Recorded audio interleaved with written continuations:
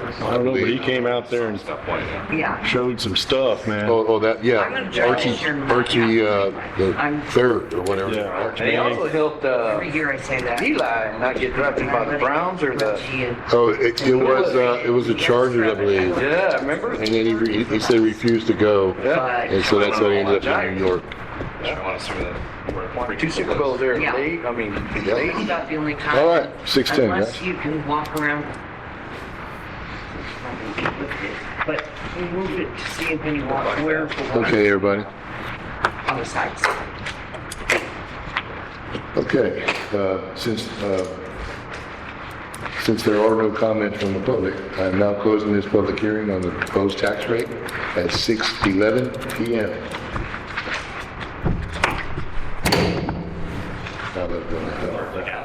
Nice reverb. I know, that's good, huh? Okay, back to business. Moving on to agenda item number 3, which would be our budget workshop. David, your floor, since you made some modifications. You have the longevity pay restructured, and some other ideas that you wanted to throw out.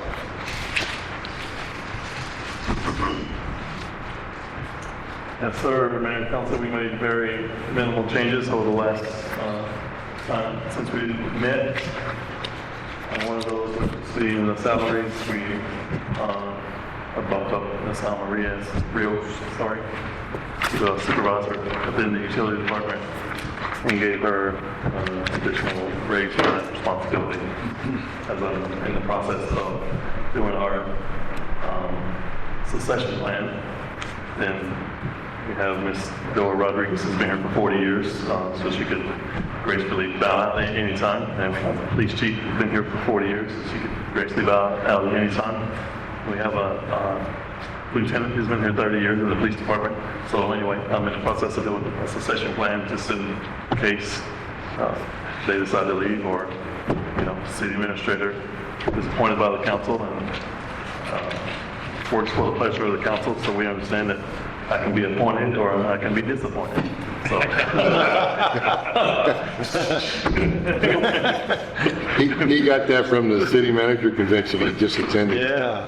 but anyway, so that's why we did the rearranging of the staff in the utility department. Still going to basically stays the same. It's just responsibilities are clearly defined. Job descriptions are going to be clearly defined. She's taking on more responsibility, so she got a little additional bump on her salary. So that is what was in there. Also, we submitted to y'all, to council, a longevity pay scale recommendations, and we also put in there examples of other cities and what they're currently paying their staff members or not, in case some cities not paying them at all. So, at this point, I'll open the floor for comments. It looks improved to me. I like the breakdown. It's being able to start at 500 after 1 year, gradually tier it up from there. I think it's a good. I mean, when you compare it to what the other cities are doing, I think it seems like a good plan. So I appreciate that. I reached out to other cities in the area, other city managers. They sent this to me, and then Denise and Dora crunched the numbers, and we all sit down and talk about it and came up with that happy medium. This, if approved, will go in effect to all new employees, don't affect the current employees. So none of this applies to current employees? If it's passed, then it would apply to current employees, but I'm talking about as far as the new employees would have to wait on their first year if they get the 500. Right. Oh, okay. Right. Okay, so, but, okay, let's say if you have an employee, okay, I assume you went down the chart of all their service and everything, correct? So right now, okay, if you had an employee at 4 years, okay, let's say they turn to 4 years, they're gonna lose money, compared, no wait, I'm sorry. You got it, okay, so 4 years would be 1,100. Yeah, so the older employees will stay where they're at. They're not going to get a reduced pay. Right. Correct. Only the 1-year people. Maybe I didn't say it the right way, but yes, only the 1-year newbies coming in would Right, so, be affected. right. So once you get into the next level, for example, 20, 30 years, that's a bump, okay? They're already gonna start getting that, right? It's approved and it'll be paid out, was that December? It'd be what, It's approved, be paid out in December, but it'd be about 4 people. Give or take 20 and 30 over, 20 years and over 30 years. yes. Yeah. And Chris, Dora, Right, 3 people. yeah. And then, so the 11 to 19 would get a bump of $100. Yeah, that's cool. And the same way 6 to 10, so, yeah, I think all things considered, David, you guys did a really good job with this. I was kind of hoping for, each year, because that's what I know a lot of businesses do. But at the same time, with everything you had to work with, I think it's really very solid. Well, and when you look at what the other cities are doing, it seems to be almost like very common practice. What's nice is you're still rewarding those people that have over 30 years, so they're getting another bump, and that's also cool. Yeah, so, good job there, you and your staff. So, Good job, staff. good job, longevity. Does that apply to council also? Right? So is this something that we will break into now to approve, or we just show of hands? We're in a workshop right now. Just a show of hands. Can't do anything. Right, so, It's kind of, so you just need a show of hands to let you know to proceed, right? And keep it in the budget. consensus if it's, yes. Yeah. So we have a this would be the new proposed here, correct? On the right-hand side? Yes, sir. Yes. So it's the same amount of money.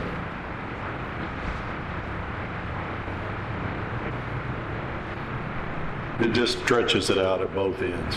So if you're 1 year, it stretches it down to the 1 year, and it stretches it up above the 30.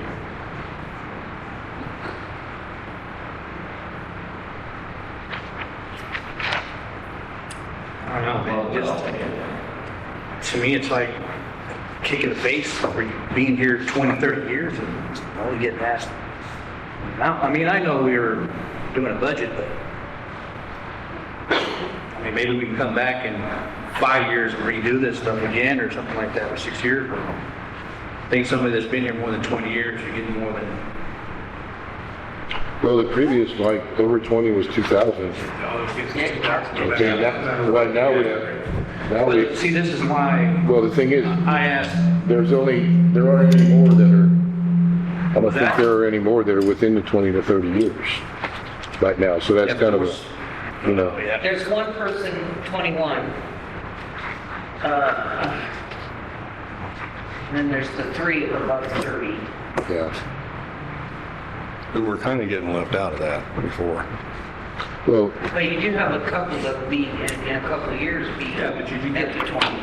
Anybody here is between 11 and 19 years, you know, Well, or, one,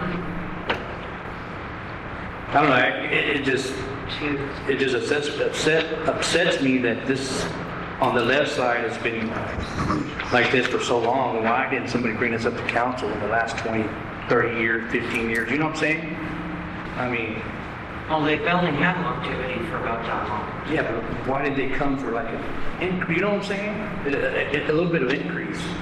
I'm not, I don't I'm just saying, know, it but just, it's never, no one's ever questioned it before again. I think because you're looking at a situation where also, we already know we have a very limited budget, so where our money situation is, those, I hear what you're saying, but I think we need to revisit it often. Yes. Instead of like letting it sit there. I think we can start here, and then maybe we, as the city garners a little bit more revenue, that might be possible, but Just think of the four that are making that good amount of money. If this would have been set 10 years ago for them, then they could came to us. Maybe we could increase it.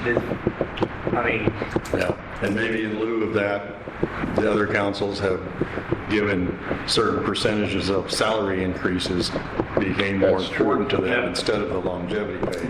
Longevity pay is almost like a stipend, that is a perk. You get it at the holidays, it's a retention type thing. It's almost a retention bonus, if you will. And, whereas the salary, that what you earn every month is more important to most. Well, that's a good point, Jeff, about their pay was probably reflected as they went on. And then, of course, remember, 2% on 2% on 2% on 2%. It adds up. Down the line, compounds and makes a difference.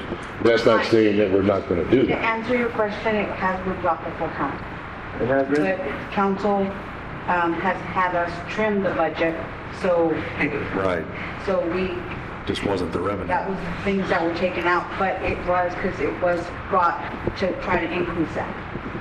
Well, I think right now, under the current monies we have to work with, I think we're rewarding the ones that have been here the longest immediately. Yeah. A little bit, and then everything else in between is very similar to what it was. Yeah, but I think for this year's budget, I mean, you could all revisit everything. I think it's a really good way to go, considering the budget we've already kind of been working on for so long. This is a total compensation package, and talk about how it, every single benefit, how much that was per individual or something like that. I think we could have a more formal conversation, but just like we would be spending on everything here, start with life insurance and health insurance, and increase pay and longevity, just the whole thing's separated, I don't know if it's their picture. And so to me, it just feels like tossing extra money, but I hear your point there, so it's, I think we can come back. I mean, if any of us from here, hopefully it does come back. Yeah, and I think Josh brings up a good point of the benefits. So everything costs money, so you have to decide where that piece of the pie is going to go. And I still say, employee X is probably going to think, hey, I'd rather have better benefits with less out-of-pocket expenses and a little higher monthly salary than if you guys can't afford that stipend to go up. That's fine. But if we can keep this going, and I mean, I think that's where maybe the city's been in that position, like, hey, there's only so much we can afford here. Also, just a point, okay, now you turn it down, okay, Pete, is that, well, we're okay because there's nobody here in the audience. Also remember, just to point this out, so this is the net longevity pay. Okay. This is after Social Security, after income tax, after benefits. So benefits are also applied to this. So, okay, so this is the net take home. Okay, so that adds, a little bit to it. Also, as you go up and down. Okay. Yeah, they know they're gonna get, let's say, $1,800, but they know they're getting that. Right. Yeah, and when you do the math and you just look at what Hondo does, which is probably the most comparable city on that comparison chart, I think this is far better. Yeah. Well, they got a lot more, yeah, it is what it is. Well, it actually works out similar to the brackets that you have here, other than the 1 year, Yeah. with Hondo. So, but that was similar to what I was saying, Yeah. They do it monthly, instead of Right. annually. So. I think people appreciate that. Kerrville, that's pretty cheap there at Kerrville. Yeah. $48 a month. or Pretty conservative $48 bunch up there. Yeah. Having lived there, pretty conservative bunch, I can tell you. Anyway, guys, do we have a consensus? Is everybody good on longevity pay? Yeah, Josh? I'm good with it. I'm opposition to the budget as a whole, so I'm sorry? I'm opposition to the current budget as a whole, but I don't find this to be overly terrible. Okay. Okay. I think we can move on. Just real quick. Go ahead. It's proposed on the top right of the form, it says proposed $6,829. That's the additional FICA and everything the city will pay for the longevity pay for everyone in the city. It's how much? That's That's 6,800? $6,829. Okay. I was gonna ask. That includes FICA? Yes. Okay. For $1,600, we're giving a better benefit to our longer time employees. I'm liking that. We will trade for council spend. You know, It is through taxpayer resource. All right, okay, You make a motion? no, it's workshop. Okay. It'll be in the final budget, and that's what we will approve Okay. when the time comes. Okay?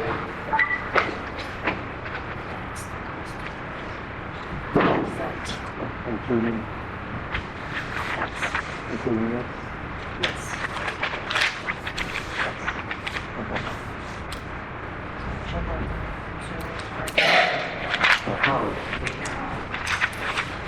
This, the total amount for all benefits, for longevity pay is $50,029.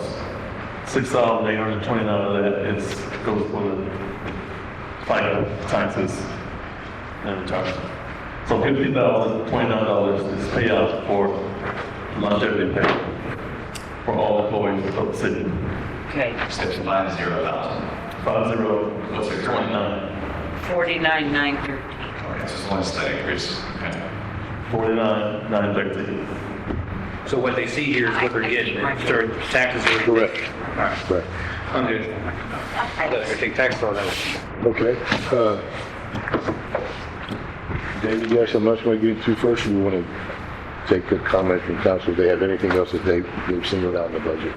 Go ahead, Okay. Open up for- Let's just open up the floor, please. Let's go one by one to see, Debbie, you have any other concerns with regards to I the have a budget? question. Okay. I have a nitty bitty question about iWork. Is that what it is? iWorks, yes ma'am. iWorks, okay. iWorks is a software program for implementation of the software program for inspections. That will keep it within the city and allow all the city to do have administrative rights and access and run reports. So we'll be able to report back to the city council, and we'll be working, of course, in conjunction with the fire department regarding those cases as oversight and monitoring. So the tracking system. It's a tracking system, it's a reporting system, it's an actual system that they'll be using. What is the new one that we just, Text my gov. yeah, my gosh. Text my gov. That's for emergencies, mass dissemination of information. They can also report potholes, violations, police tips or anything like that online. Anonymous. So MyGov is more or less a two-way iInfo. MyGov is iInfo. iInfo is for the county and it's for emergency alerts primarily. This Text MyGov is city business. We can say yard sale, we can do general information, we can say payments, et cetera, et cetera. So it's technically not the same. We can do emergency notifications on Text MyGov, yes, but it's not the primary purpose of it. Okay, It so, allows the customer to do interaction on their phone, text message it, and get for city response, which will give them, we'll still have iInfo yes, sir, to absolutely. get the information. Correct. How much do we pay for iInfo and how much do we pay for MyGov? Because I already figured out iWork. I think iInfo is the county, is free, right? Is it free to the county? I think we paid 300. 300 a year? Okay, she said 300 a year for iInfo, but that's Okay. due to the county emergency management. And MyGov, how much are we Text paying? MyGov was $4,000. Okay. And then we're paying $6,700. For iWorks, which is an inspection, code compliance, and totally different thing. No, I know they're all different. I'm just asking how much each app is costing us. So iWorks is mainly for the VFD to use as to perform code compliance? Code compliance and inspections, things like that, yes. Okay, so, and then plus it integrates with the city? Correct. The city will keep control of the program, so we'll have oversight to be able to run reports and have oversight of all inspections, all code compliance, and so forth. So as the fire department will be out physically doing inspections and writing things up, the city will be able to monitor that, and the fire department will never be independent solely because there's questions that have to be answered. They can review our codes. They have to work with the court system and so forth and answer questions. If people get ticketed and have to go to the municipal court and so forth, so they will never be an independent entity completely, solely, as we work with the process. So the public is not involved in night works in whatsoever? The iWorks is used if I, David Jordan, want to do a shed. I go on iWorks, I fill out the information, I fill out the application online for a permit. I can pay online. I can do all my research online, for all the codes and ordinances and so forth. Find everything I need online. It will automatically generate a ticket number for me, time, date, stamp, go to the fire department. The city can see it, so forth and so on. And then we're on the clock at that point. Okay. But you can upload your conceptual design, you can upload your plans, everything you need to do. You can do it from home primarily, physically come into the office and pay a fee and so forth. So it's the benefit of it. It's going to reduce the foot traffic in the office. Also, all your information, your codes, ordinances, and everything is going to be online. You click a button, it's going to either refer you to the reference or a number that will answer your questions. So I know a lot of people come to the office. Oh, I know a lot of people come to the office because they don't know, do I need a permit? What kind of permit do I need? Blah, blah, blah. So they're still going to come to the office. But are they going to come to the city hall or are they supposed to go to the fire department? That can help to either one, but when they go online, they will be directed to the fire department phone number for questions. When the phone number is on there, it's going to be referred to the code compliance department. It's going to be the fire department that answers the phone. And then if they have any questions, they can answer the questions like that. If they need additional information, they call out the city hall. And my goal is contracted services to the fire department so that they will be handling primary customer service, traffic, and so forth.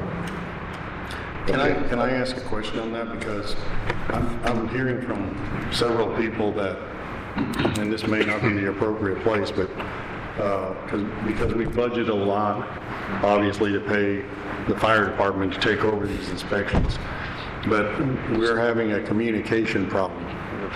And like I said, I'm hearing from people that are getting a lot of delays, and I just don't know where we're at with all of that, like with certifications and what kind of accountability we have for the fire chief to oversee this. But so far, not so good is what I'm getting. So, point of order, if you're not paying the fire department to do inspections, I'll probably use that later. that is a secondary option to Bureau Veritas. Code enforcement will get in for it. I thought with this agreement, fire department, it's all the inspections. Are they not having to do the inspections? They're just receiving the Once they're Not certified. inspections, building inspections are separate from code. Well, that's not what I'm hearing. Okay, David That's can not what clarify. I heard either. David can clarify. Currently, we still have Bureau Veritas as a building inspector. You can use the fire department, or you can use the Bureau Veritas. When we came in and did the contract, fire department was given, and they said we need 90 days to get spun up to make the requirements for co-inspectors and building inspectors. We are currently in day number 67-ish. We, the city, have been in constant contact with the fire department. We've, on the iWorks program that I just discussed, software, we're doing joint training online with the iWorks representatives to make sure that the city understands the process, as well as the fire department understands the process. The city has went through all the existing past code enforcement violations and cases that we have, Dora has, in the office, and make sure all the paperwork is in order, and all the emails and so forth have been printed out, and they have been scanned, and they have currently been handed over physically to the fire department. The fire department has sent one individual to code enforcement school who's now finished, and they're going to be sending another individual to code enforcement school real soon, in the next week or so. And they also have a person in inspection plans. So the fire department, we're on schedule as far as I'm concerned on the agreement that what the fire department said it was going to do versus what we're going to do. Okay, because the question I'm getting is, why is the fire chief involved in inspections, building inspections, when he's not certified? Well, that's my question. And I don't know, I don't know, I'm just asking. I'm asking for a friend who happens to be a taxpayer. So, because we're getting similar complaints. People are getting held up, and it's like, we should be a residential friendly and a business friendly community, and I don't think that that's really taking place exactly as it should right now. Okay, That's just a comment. So I'm pretty sure I heard about the exact same thing, but it was extremely vague, and nobody could give me any clear details. Well, I have details, but I'm not going to go, that's not my place. just let me reassure everyone that, number one, we are trying to be business friendly, and we're currently enforcing codes that haven't been enforced, quite frankly, for years. Oh, yeah, Some people nobody's like arguing that. with that. And our goal is to be as responsive as possible, even if they have to come down. I think I understand code enforcement, fine, that's not a problem, it's the building inspection side that's like very confusing. It's the same. It's a growing pain. It's just, we're changing over to new systems, so it's a growing pain. We just have to kind of work through it. When someone calls and asks me, and I tell them, you need to go to the fire department for a permit, that's why I want to say, did I give them the right information? Yes, ma'am. The fire department can I, answer any code, Yeah. permit questions and so forth. Yes, ma'am. Fire department can answer those questions. However, City Hall is still open. If they want to come or call down to City Hall, we can answer those questions as well. Well, I don't think it was a question, I think they wanted to get a permit. Like, they wanted to go get a permit Yeah. and pay for it. I think we still have, Stuff, right? yeah, you can still use them. Okay, so, But they don't do permits, they do inspections. right. So that's where my confusion is. You go to the city for this, and then you go to the fire department for that. But if you want this, then you go back to the city. We need to know exactly where did they go. It's all supposed to go through the fire Permits, department. Inspection.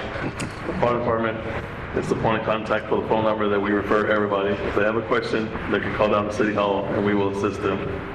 We have not officially, once again, turned over to the 90-day, 100% fire department operation, and we're in the process still of doing the iWorks training to launch that program. However, there's plenty of access from the city or the fire department, but the fire department number is the point of contact that we're giving people right now. They are taking active calls, they're doing active inspections, and they're doing active code enforcement. They have certified. Yes, sir.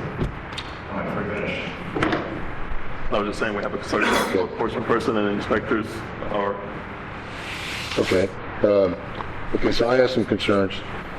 I too have had people talk to me also, and some of them it might have been the same person. So I do know that number one, it's a work in progress. Number two, it seemed to me, David, correct me if I'm wrong, the whole idea of this is to where our city staff doesn't have to mess with it. Exactly. Okay, so hopefully that's the end goal. We want to get to where, Right. they're going to call the fire department and that's it.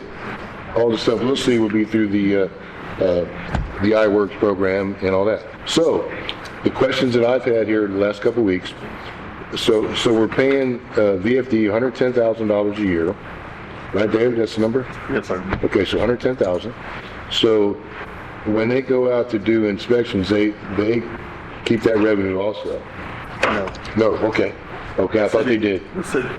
I want to make, The okay. city gets 100% of the inspection fees. Oh, great, okay. Okay? Okay. We have $110,000, I'm talking loud because my speaker's not working. We have a $110,000 contract with the Devine Volunteer Fire Department. Fees and inspections go back to the city. Okay, that answered that question. So I think I told them I would have to get back with them on that because I really didn't know how that was going to work. Yeah, I think some issues involve communication, I'm sorry to interrupt. So they keep the inspection fees, we keep the permit fees. Bureau of Fire does get the inspection fees. city gets 100% of But- fees and inspection, because the fire department has a $110,000 contract. Yeah. Period. But that's all, Veritas wasn't getting a lump sum, they were just getting the inspection money. So, Code enforcement. And that's what I'm. Code and- I think that's code the and question, inspections. The inspection. What's this in the contract? Well, and I already, Pay the fire department that monthly for the inspections. They well, and come. we already have an example of, from an example that I've been, had given to me of the fire department subbing out an inspection, but we have no control of who's subbing out to. So it's like, I'm just saying, that there needs to. Veritas, they're not gonna do it themselves. are you talking, inspection or somebody to, A building inspection to get a certificate of occupancy. yeah, we've been talking to the same person. We've been talking to the same person 100%, Yeah. aware that So, takes and, there's more to it than Yeah. meets the eye. Yeah. I'll just put it that way. So they're not, We're working really diligently with the to make sure that locations taken care of as soon as possible. So, again, I'm sorry, I must be a dimwit today because we get all the permit fees. I know that. The inspection fee, if the fire department does the inspection, do we then pay them for the inspection? The fire department gets a one-time monthly fee So to do the all entire. fees come to the city To too. do the entire job. The city So gets if all Veritas fees. does do an inspection, the city would pay Veritas then? Under the current contract, that's, yes, Bureau Veritas gets a certain percentage and the city gets the 30% on top of that. Under the Bureau Veritas current contract, that's how it goes. However, when the fire department gets fully trained up and officially turned over, we will then cancel the contract with Bureau Veritas. I don't want to leave the city with no certified inspectors because it's not smart. So, yeah. Okay. All right, is that good for everybody on that? Chuck? You have any other concerns on the budget, Debbie? Any other things that you wanted to point out? I was all confused on that. Okay, we're good. Okay, Josh? Same old, let's see, I think 25% of the overall Parks and Rec budget, just as an overflow or place control until August. So we're sure we have extra money and get rid of council pay. Okay, I'm sorry, I had a hard time hearing the first part. Cut $15,000 or one small canopies worth Canopy. one out of two out of the Parks budget and cut council pay. Those are my two requests. Okay. Okay, question. Why would you want to cut that other canopy? Okay, two are scheduled. Okay, so you want to do one now, probably one the following year. Yes, Okay, just to save that $15,000? just to ensure, just something will buffer. Okay, And again, I'm not opposed to necessarily doing it this year. My biggest concern is to wait till the end of the fiscal year to spend that money. That's, as I've said, for a lot of things. Anything that isn't an absolute necessity, we really feel all comfortable. We have clear spend plan. We're going to wait until summer to spend all the money for the nice to haves. Just because it's such a tight budget. Would you okay. okay with doing a $20,000 study on salaries? Well, I Well, assume he's. I mean. I was gonna mention that. Money You wanna get to it? They don't see that, and I understand the necessity. I'm gonna bring that one up. I'm not Yeah, complaining. I got that one. So if you can hang on, stay on this topic, and then we'll get around to that. So, he's not in favor of two canopies, trying to save a little money, and that's fair reasoning. Okay, so we don't need to crisscross and, okay, that way. So, okay, Josh, Jeff, you got any other singular concerns that? No, I was watching the golf course part of the budget, and basically it's just, we're leaving that the same. We've got $35,000 roughly in that budget, and that's gonna help us to cover wells and pumps and that. Is that what we're talking about here? Or are we still looking at changing? We have an update, kind of sort of. So, Is that was my other question on the budget. well, we instructed at their last meeting, as far as the contract negotiations with the DGG, to go out and and give us dollar amount and estimates and what have you on the wells and pump repairs. And I think they're working on that as we speak this week.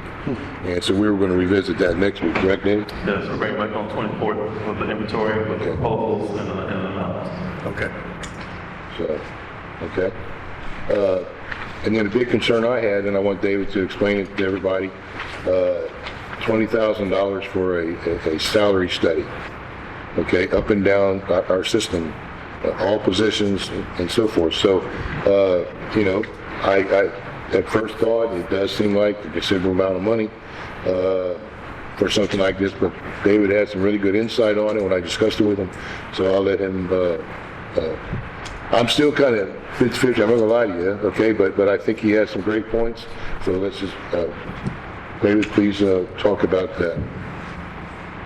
Just the fact that, according to our city historian here at DOR, we've been here for 40 years, there's never been a salary rate study done in the city.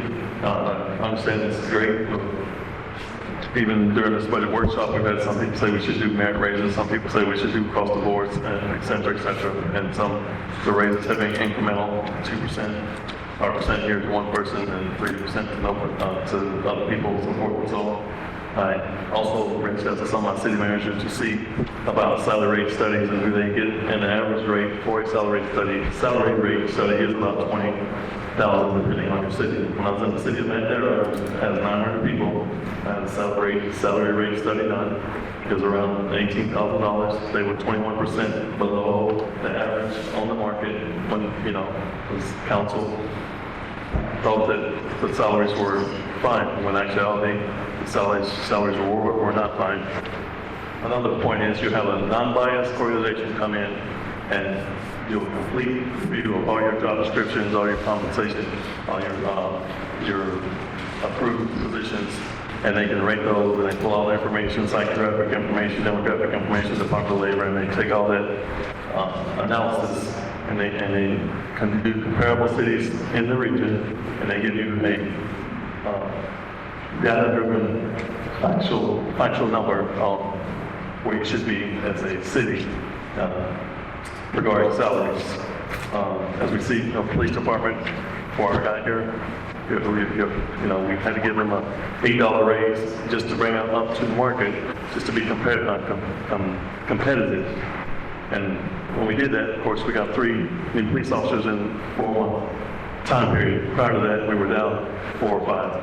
So I'm asking the council to do this as just a one-time study, and then once you get your base rate, you can work from there every year. If it's a 2, 3, 4, 5% raise or whatever, you'll be competitive in the market. So that's what our reason was. Is this going to be compared with like cities similar to our size? Yes, sir. Within, South Central Texas? Yes, sir. Okay, because, when we reach up into places like, Universal City or Kerrville or anything, those aren't comparable.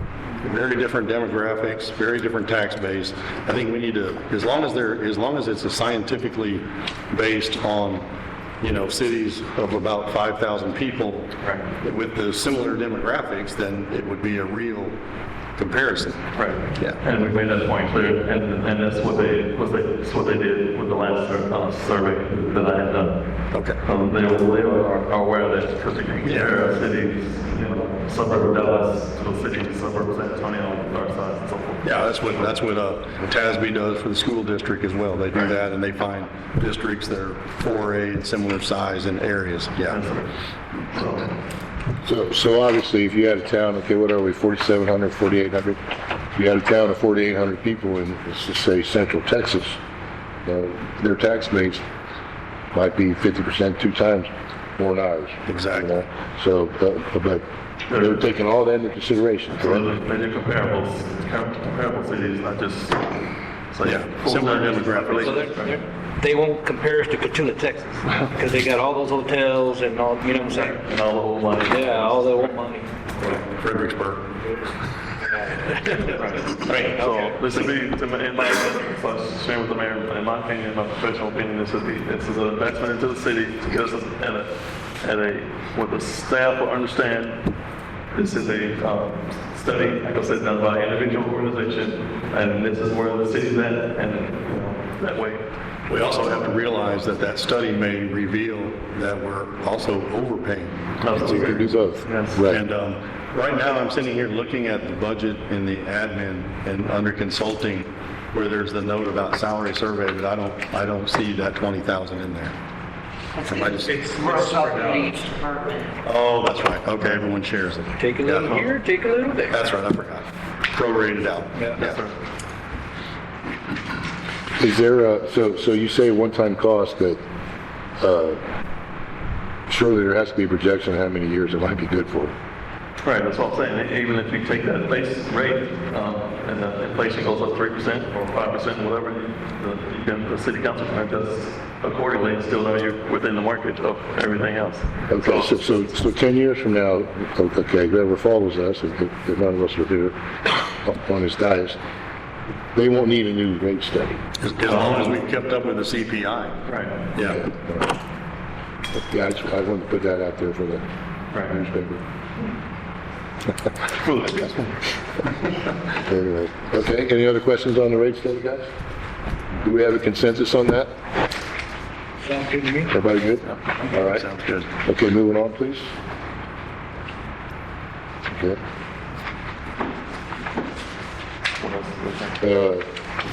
Did you have anything else? That was where my two. That was mine too. Okay, Ray?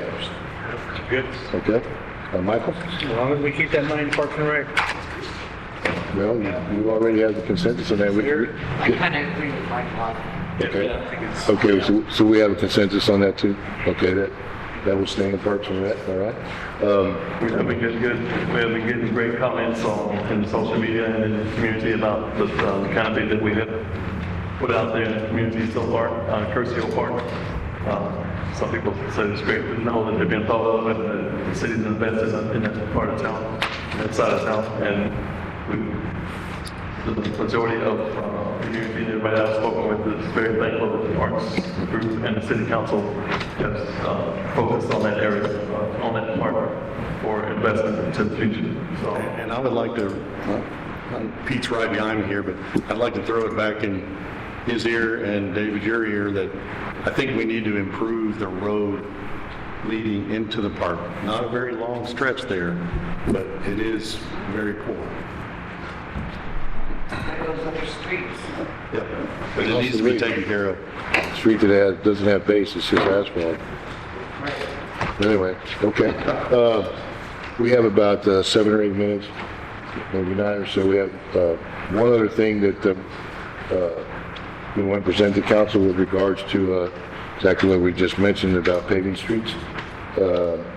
We've done some research and have thrown some ideas around. So Dave, please let council know what we're talking about there, since you got all the numbers in front of you.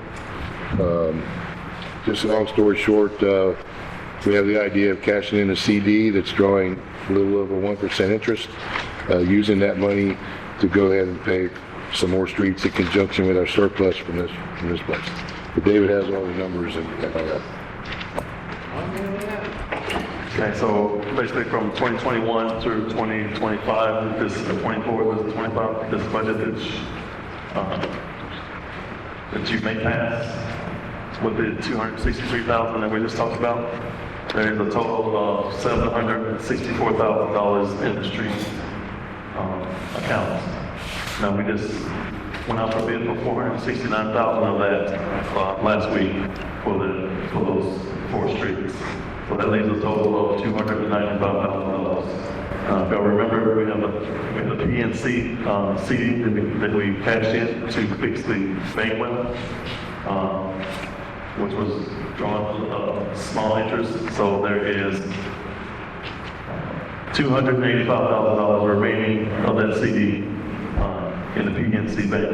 So my recommendation of each out was that we invest another $250,000 from that account into the streets. So that would be $295,000 plus $250,000, which would be $545,000 for an additional $500,000 that you could put into the street property list to pay to 2, 3, 4 additional streets. Next year. Yes. So, We can't do more this year. no. Next fiscal year. Well, it would, no, the money, if you approve it, they can start, like I said, like in 3 weeks for the initial, streets, and then if you approve it, then we go out for bid, and it'll be next year before it's built, but if the money's there, we can just continue on as soon as the weather permits. You're not gonna get a no out of me for doing more streets, because that to me has to be a priority. Everybody wants better streets. Oh, yeah. So that's an amen to me. We're just not going to do them in the winter. Correct. That's my whole thing, because that's how my street got messed up. Right, no, A ma'am. long time ago, but still. We'll make sure the engineers and the contractors pay the streets in the appropriate season, so it'll last as long as possible.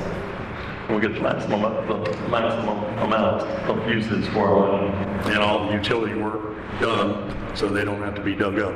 Right, and the streets are priority list, they'll come back and bring us a list, of course, but the streets, Pete's already identified the ones with the lead replacements that's gonna have to be dug up, so obviously we're not gonna pay those for Yep. just to be torn up 6 months later and destroyed. So, Yep.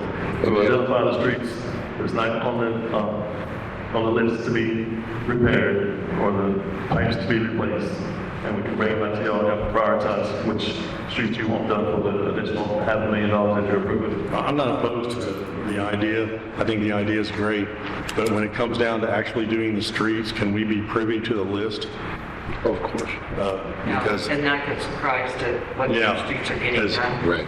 Well, actually, that was the list, that's not a conversation. That list was given to the council. Anyway, But I think if you just, we saw a giant list and did tell you to give it down what you could, and then yeah. it was just the you assumption. didn't get to help prioritize it. But we're doing what can be afforded at the moment, so. Okay. But my thing on this is, you're making it 1% with $250,000, give or take, okay, which is, that's next to nothing where it should be. So we can either take that money, maybe put it in the tax pool or something like that. But I'm hoping that prices are gonna level off with the asphalt and all the good stuff. But I guarantee you, Nope. it may not be in the next, I guess it depends on the election in a sense. So, but to me, I would rather, before it gets even higher, okay, hopefully it goes down, you know, but still, you know, inflation's actually come down as far as they rated on, but grocery prices haven't followed suit. So I don't know what's gonna happen with asphalt, we don't know what's gonna happen with labor and all that. It's the same thing with our water lines. The longer it gets put off, the more expensive it gets. And we've had delay Yeah. after delay after delay, Right. which is costing us a lot more money. So I, you know, I agree with that. I just think it's a better use of money at this point in time. So, Yeah. all right, any other thoughts, Ray? Michael? Good with that, no, I'm good. Okay. Debbie? I'm good as long as we get to be part of the solution. Oh, we will. We will. Yeah, the whole council, yes, ma'am. We will, without a doubt. So, and then also for the questions about South Bright, concern I had was once again, it's, you know, it has a big dome on it, okay, we all know that, and it's right in the middle of town, it's hardly visible, but that asphalt can be recycled, okay, so, and once again, that's just for anyone that's listening. My concern, just to make it public, my concern about that was when I walk up here and I look at this little section of South Bright that they're going to completely dig up and redo, I understand why. But as a taxpayer, I look at that and I go, man, I realize it might have been a little too high in the middle, but I have to drive, 8 miles an hour down my road to keep my tires from, we have some really rough roads. Hey, Washington's not a bad street. No, Washington's a good road, Dilley's a good road, Jefferson is like one of the best streets in town. I'm not personally complaining, but I got a lot of residents in District 3 that are, because they have really bad roads. Once again, and we all know it, okay, we do all kinds of things here that are a whole lot more important than streets, okay, but it's what they see. It's what's real to them, it's visible, Exactly. and it's that simple that we can't change that perception. And it does improve property value. Sure. If I'm gonna buy a lot on street X or Y and I can barely drive down that road, the value is gonna be higher wherever the infrastructure is better. That's like a no-brainer. So they're gonna mill these roads, correct? Well, it depends on what needs to be done. I think so. So what's gonna happen to the, It says yes. what's gonna happen to the asphalt when, because I was thinking, I knew they're gonna mill it, we gotta do something with it. When that park was first built, the track was made out of asphalt. Is it still asphalt now? I haven't been in a while. Yes. You know? So maybe something we could save it, use it for He's, years to do a half a mile He's got or his ideas for it. How to do a walk around? walk around. Yes, we'll be storing all the asphalt stuff over, Okay. storing, so, yeah, the PVC, really. Do we need to bump up the budget? Well, that's something that can be done by next week when we give it the formal approval. Okay? All right, anything else, guys? We're about right at 7 o'clock. I'm good. Okay? David? No, sir. All right, okay, that was good exchange of ideas, guys, good job. Let's go ahead and take a very short recess, unless you guys want to jump right into the regular meeting. Yeah, let's take, okay, we'll take a 5-minute recess.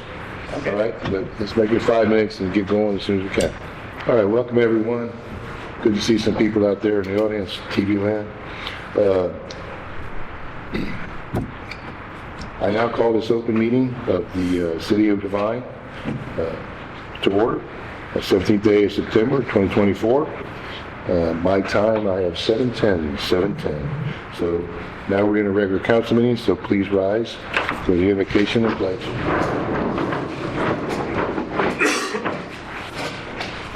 Father, thank you for bringing us together this evening. We ask you guide our decisions, pour with wisdom into us, and gently discipline us when we fall away from your word, Lord. Please bless this city and guide us as we move through the evening. In Jesus' name, amen. Amen. Pledge allegiance to the flag of the United States of America And to the republic for which it stands, one nation, under God, indivisible, with liberty and justice for all. Texas pledge. Honor the Texas flag.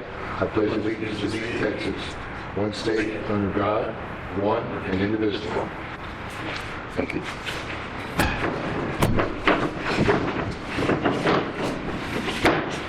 Okay. All right.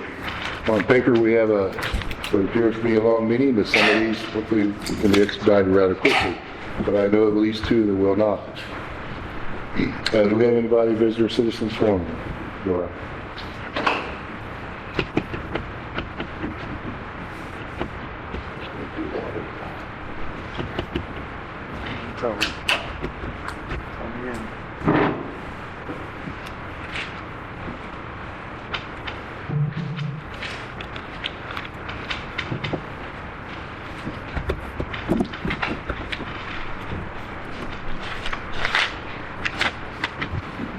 Okay, we do have Cindy, but she's here to speak on an agenda item, correct, Cindy?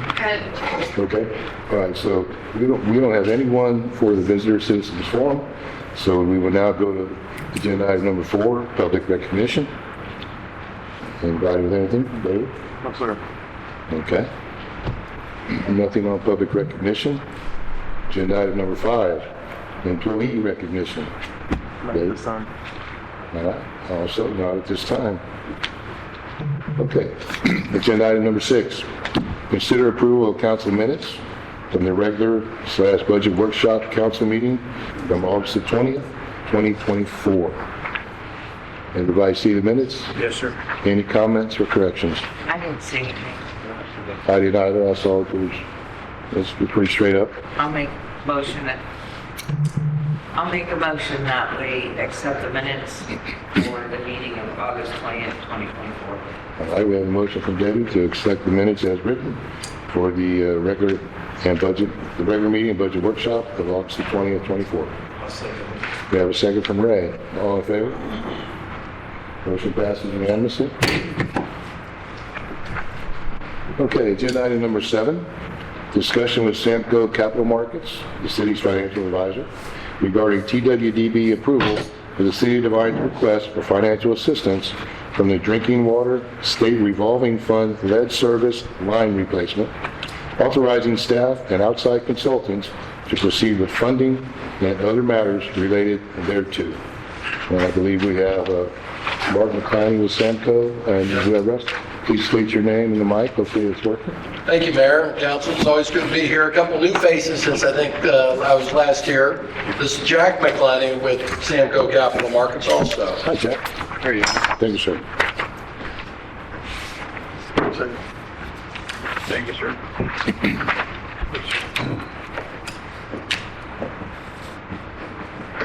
Well, Mayor and Council, in early or late 2023, you all proceeded with an application to the Texas Water Development Board for funding on about $11.5 million project. The application was administratively complete on February 2024, and on May 9th, 2024, the Texas Water Development Board authorized you all if you want to proceed. So what they've authorized is $75,000 certificate of obligation with a 0% interest rate. With that $75,000, there is an additional $78,000 of principal forgiveness, which is just straight grant. The second part, which is really more meaningful, is $5,590,000 certificate of obligation, which is in their Clean Water State Revolving Fund, and that's subsidized interest rates. Approximately 2.5%. It's an up and down depending on what the Texas Water Development Board borrows, what their borrowing rate is, and then they subsidize it to the city. Yes, sir. When we borrow the money, is it fixed rate or is that? It's fixed. It's fixed as of the day we borrow it, and then it won't change. The second part of that is a $5,818,000 principal forgiveness, which is a grant. And this is all for the lead replacement line, the lead lines. So the total project is $11,561,000. In that's the borrowing amount. But we get $5 million. My eyes aren't that good, so I keep squinting. $5,896,000 in grants, so we don't have to pay that back. And then on the portion that is either interest-free or subsidized, we'll save $1,738,000 of interest. So we will get $11,561,000, and we will save on that approximately $7,634,000. There's still a portion, obviously, that we have to repay. And so I really want to show that. It's part of your utility system. So if you look at the box below, you have existing debt service. You'll see in 24, we're at $543,000, but it steps up this year to $737,000. You may remember in April of this year, we did about a $2.5 million utility system project. That's why there's a step up. So if you look at the two yellow columns, that's the $75,000, $5,000 a year without any interest, 0 interest rate. And then the second column is the $5,590,000 loan, and you'll see if you add it all up to the bottom, it's $8,220,000 of repayment. Still very attractive on the subsidized interest rate. But what's important is you have to look at on the far right-hand column. You're going from this year, the year we're finishing, of approximately $543,000 of annual debt service, a step up to $930,000. And that's where we max out. Now there's some things we can do, and we will work with you all to get a little bit easier step, but we have to go to the Water Development Board and walk through the process. So the first portion, we have a deadline to fund it of May 31st, 2025. So we don't have tons of time. The second one, we have an expiration date the following year of 2026. So there's some things that we can do to delay perhaps the second one and make it a little easier, but regardless, you're still going to have to get your revenues less expenses, net for debt service, up to about $971,000 within about a year or two. And so even with a great deal of fully subsidized, over half of it grant, we still have to pay it back. So, and the Texas Water Development Board does have responsibility to make sure they get paid back. And so they, if we struggle, they'll force us to raise rates or do whatever we need. So we have to be prepared to do that prior to us selling the bonds. When you say expiration dates, is that to be engaged in a contract with them, have money committed, or have money spent? Have the money, an ordinance issuing the debt. Okay. What is the, how do we manage the debt? If the contingency occurs that we maybe don't have drainage out along these lines, for instance, along their houses, how PVC will put the house? If we don't use the funds, there'll be two options. One is to pay it back to the Water Development Board, and we pay the last maturity back. So you would start paying it off from the back, 2054. So you're hiring shit first. Yes, and just paying it, and also, instead of paying it off next year and then skipping a year and then having a bigger payment, you just pay it off the back end. The other option is, and it would take work with the Texas Water Development Board, is to find other water projects. That's right. So their job is to take their pooled funds and make it cost effective for cities throughout Texas to make water infrastructure for the Clean Water State Revolving Fund. If we were to borrow this much money, our rate, without having any grants, would be 4.5%. So it really is a terrific deal, understanding we have to have the revenue to pay off the debt. Yeah, it's a terrific deal because of the mandate we've been given. You know, unfortunately, you know, so it's like, I get such a kick out of these things. It's next to an unfunded mandate. Right. You know, even though there are avenues to assist us, but we're still going to be out that money for something that they just decided to go ahead and create. You know, hey, we're tired of lead and copper pipes. You got to get rid of them. Right. You know, I understand, you know, all those stuff too, but man, what a drain on a city like us. You know, And that's happening not only throughout Texas, but throughout the country. Yeah. The feds come out with new rules, and we have to fix the problems caused 30 years ago. Yeah. So.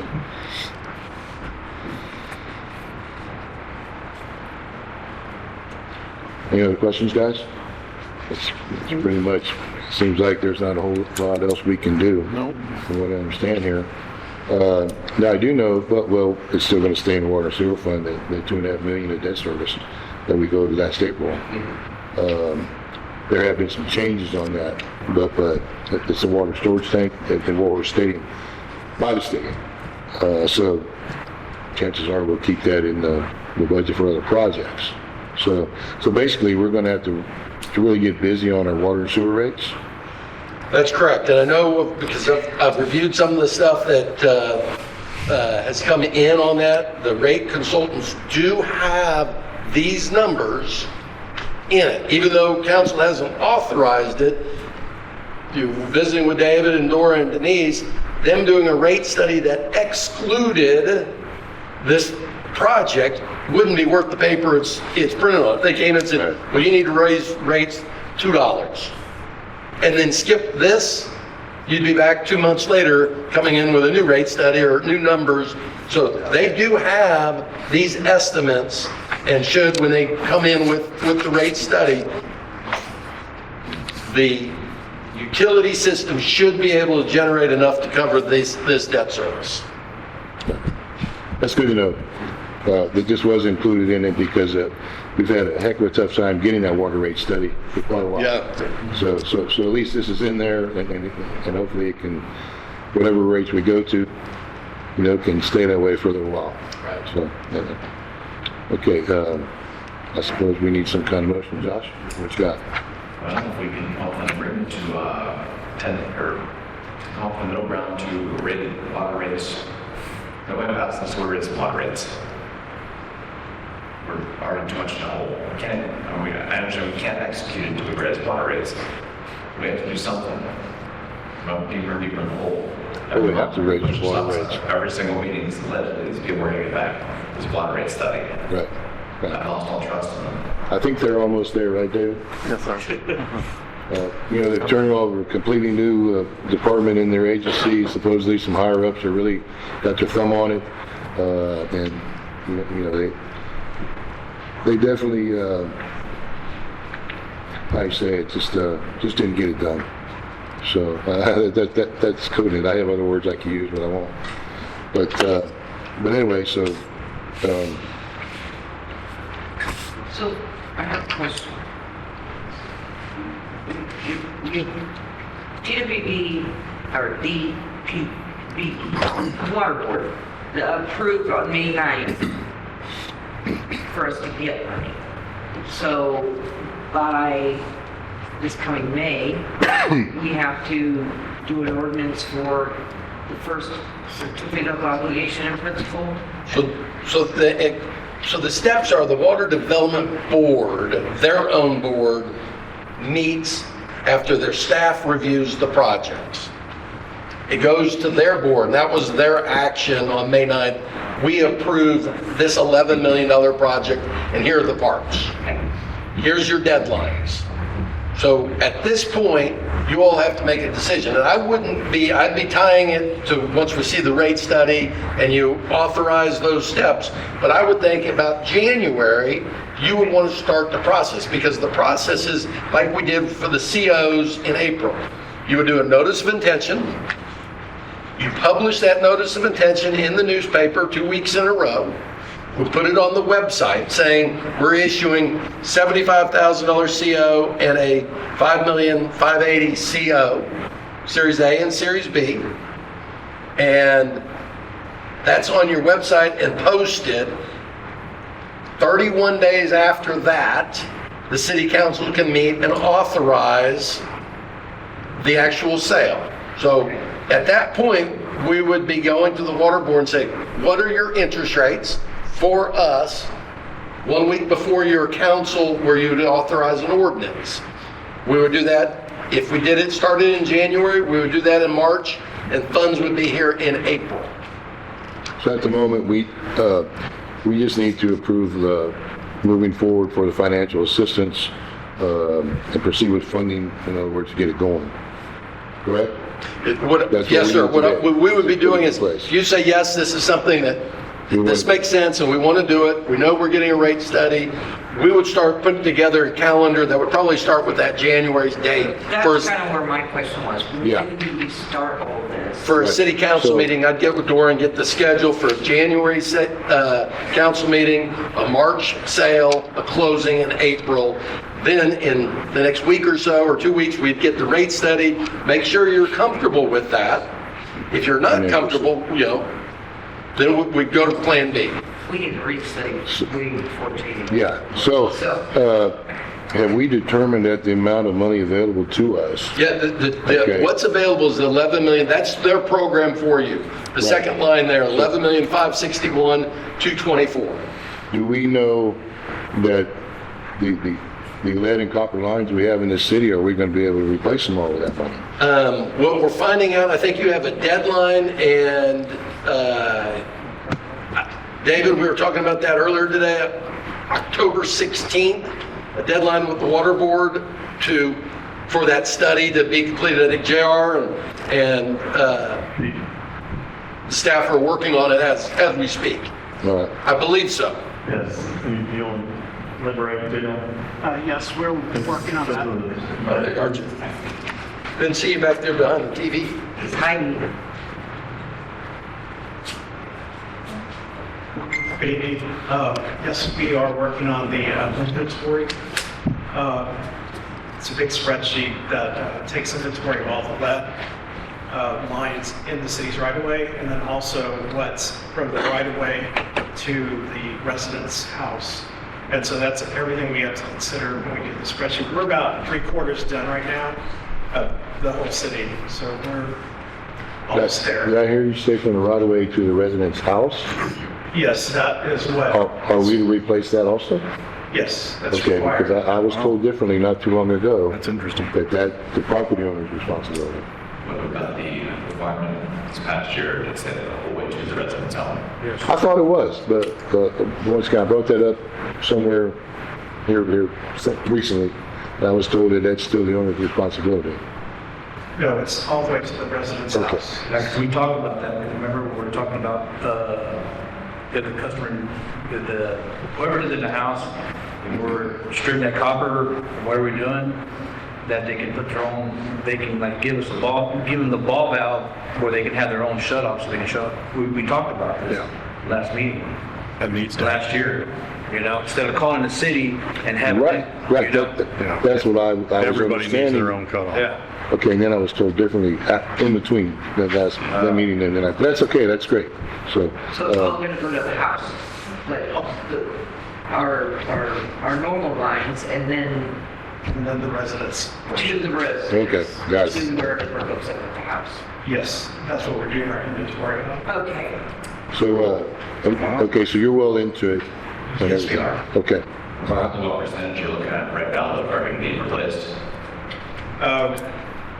Well, the way the spreadsheet's set up is that we do investigation on all the plans that we've ever done in the past here in Devine. And we also look at the Medina County Appraisal District to see approximately when houses were built for each residence. I think it's about 1988 is the cutoff. Anything that's constructed after 1988 is probably okay. Anything prior to that, there is the possibility of that on the resident side. So that's how we kind of look at this. Starting off with the house that was built. That gives a big clue as to what's there. But there are some places where it's questionable, and on the spreadsheet is a place where you can check unknown, and that's when we're going to get Public Works guys, and we're going to have to actually do potholing to figure out what's there on those areas that are unknown. Potholing. Yes, it's very It's like, dig to check the pipe? Yeah, you check, you dig Yeah. a hole and you check what the pipe is. It's a standard, that's standard. Standard. So, More labor. what years have you found to be kind of commonplace going back? Okay, I would suppose the latest, because I live where I'm at for 40 years. And, well, yeah, give or take, okay, right? And I brought in PVC, and I think everybody else in the neighborhood is PVC. So that goes back to 1985, when I moved out. So how far back are you going? So just to give us an idea. You can't hear me? Oh, okay, is that better? Okay, my bad. Anyway, Well, are we talking the 60s, 70s? well, there was, I think it's 1988, it's either 86 or 88 is the cutoff year, where they stopped making lead lines available to contractors. And so, according to the EPA, that's the date we have to look for, and anything constructed after that date, 1988, then we will know that it's PVC or copper or something else rather than that. And it's only water lines, it's not gas lines. No gas lines, it's just water service. Right, because of drinking water. So, okay, that answered my question. Yep. Anything else? Oh, go ahead, Dave. So you said, you're 75% completed. You think $11 million is going to be enough money to complete the entire 100% project? Or do you have a cost estimate of what it would cost for what you found so far?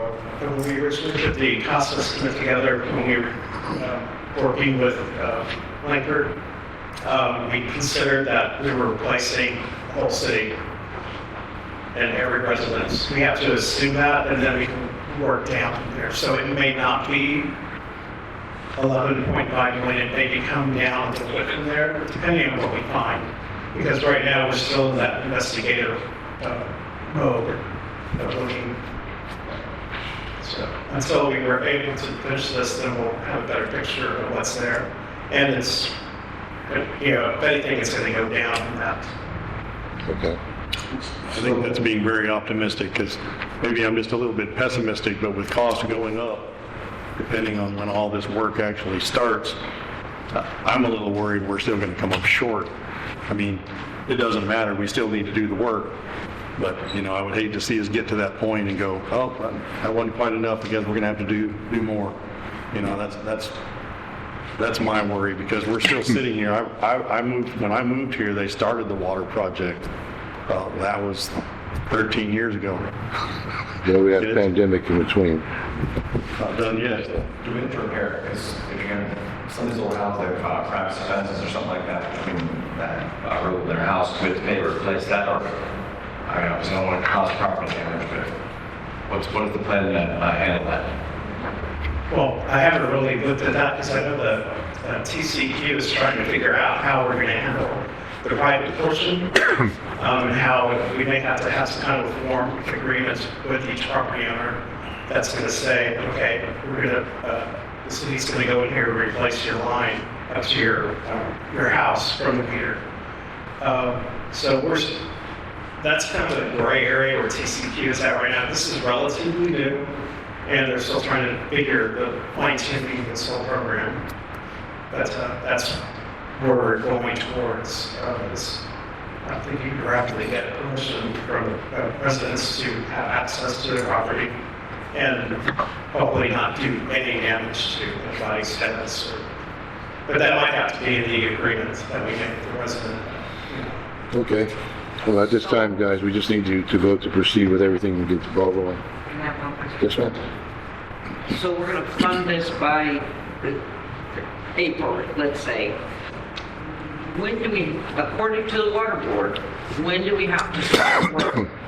So that we know when to go out for bids and like, cause our other water took a long time. Working with the Texas Water Development Board is a journey. Yes, Let's start it with is. that. Their engineers, when we start working through the engineering, which would be JR doing that, their engineers have to approve our engineering plans. Right.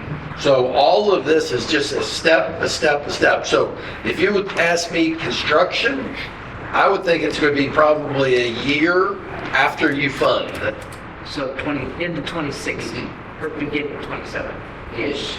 Like, it's all ish. I think using an ish with the Texas Water Development Board, because what you'll find, or what JR will find, is he'll start with an engineer, and that engineer will get hired off somewhere else, and he's going to be working with the next engineer from the beginning. Yeah. Yes. And it's a great program. You know, the state issues these bonds on behalf of the cities, but they're having trouble keeping finance people there, lawyers there, engineers there, and it just makes each project almost a new journey from the beginning. And so I wish I could say, here's the steps. The water board does give you kind of some timing in their authorization. So closing, this is assuming a closing of October 1st, 2024. We're not going to make that, but that's what engineering feasibility report completion, July, I don't know how this is, but July 1st, 2024, how one's before the other. Design phase completion, February 1st, 2025. May 1st, start of construction of 2025. May 1st, 2026, end of construction. So that's their schedule date on the project schedule. They're already off. Right, it's already. So I would think it's going to be, Passing out another year you know, and a half. 9 months to get started, Yeah. and then probably 18 months of construction instead of the year that they say it's going to be. So we're just working on money today. I think we'll be fine. Money. Yeah. Yeah, a lot of these houses have been, I mean, you figure 1988, there's been a lot of houses here way before my time. 1958. Okay, guys, I'll make the motion that we go ahead and authorize staff and outside consultants and Samco Capital Markets to proceed with the funding and other matters related to this. okay, we have a motion. We have a motion from Jeff to authorize staff and outside consultants to proceed with funding and other matters related thereto, namely Samco Investments or Financial Service. Okay, we have a second from Michael. Anything further? All in favor? Opposed? Okay, motion passes 3-2. Josh and Ray opposed. Thank you all. Thank you. Thanks, guys.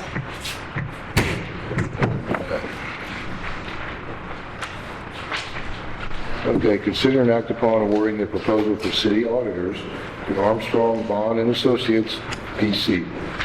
David, your floor. Yes, sir, Mayor and Council, going out for RFQ, as y'all know, for auditing services. Actually, we had one response, and that was on Bond and Associates. If you look on their first page, they're very qualified and have many cities that they represent in the auditing business. So therefore, I ask you for consideration to approve Armstrong, Bond and Associates for their $29,175 vote to be our city auditor for this upcoming audit year. Okay, also to further. And Mr. Carl, Go ahead. come up to the top front, I'm sorry.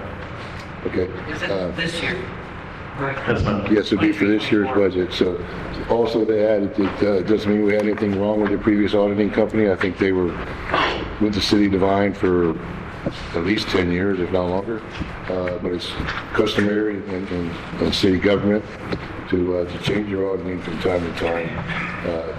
And it's good for a lot of reasons. Number one, you don't get too close to each other. Number two, it's a very valuable tool for us to help us prepare our future budgets. So we need to be evaluated, we need to be scrutinized, and so forth. Okay, so that's why we're suggesting to switch auditors at this time, and nothing to do with the previous. So, and this one comes also highly recommended. So, all right, sir, your floor. Please state your name. Okay, over here. Okay. Yeah. Okay. Good evening, Mayor, Council, thanks for having me. My name is Carl Gehring, I'm representing Armstrong Bond Associates. Just a quick about my firm and myself. Armstrong Bond Associates was started around the 70s. We're located in Universal City, right in the San Antonio area. We have a strong focus, I'd say maybe even a third of our overall, what we do all day, every day is government entities. I've been with the firm myself for about 8 years now, 9 years in January. My primary focus is government entities and government municipalities. We appreciate, the opportunity and y'all looking into our proposal, and we are looking forward to working with the city and learning more about y'all. If y'all have any questions about the meeting or my firm or the proposal, please let me know. What's your position on illustrations within the audit report? Last several I've got is just word salad, as thick as a phone book and no context for those that don't understand auditing. Sure. So, we do try to put in illustrations, graphs, charts, things like that in the management discussion and analysis. We'll work with David and we'll work with, how to put together the report in a way that y'all like. As far as, the rest of the report, it can be kind of dry because we have certain statements that we have to put in the notes, but we can try and have, illustrations, and definitely when we do present, we'll put together a PowerPoint and we'll try and put it in, terms that won't make everyone fall asleep immediately and not take up all else time, but be able to answer those questions. Thank you. Okay. Make a motion to accept. I'll Yeah. second it. Please. Okay, we have a motion from Josh to award the proposal for city auditors to Armstrong, Vaughn and Associates. Debbie seconded. Anything further, fellas, folks? All in favor, please raise your hand. No. Motion passes unanimously. I bet you were planning on standing up there longer. Debbie was going to be here tonight. She unfortunately had another engagement that she did previously. So, I was around for the proposal and I'll be the manager on the project. But, a couple of days before, she said, I have a scheduling conflict, so go get them. And I said, Gotcha. okay. Well, anyway, I'll do what I can. you have provided a lot of information here. Okay, that gives us a lot to go on, and I know that David has worked with you in the past. Also. All right. Thanks again for coming. Looking forward to working with you. Thank you. Okay, that brings us to agenda item number 9. Consider and act upon joining the Medina County Water Alliance Group. We have a Scooter here from Yancey Water to get it started.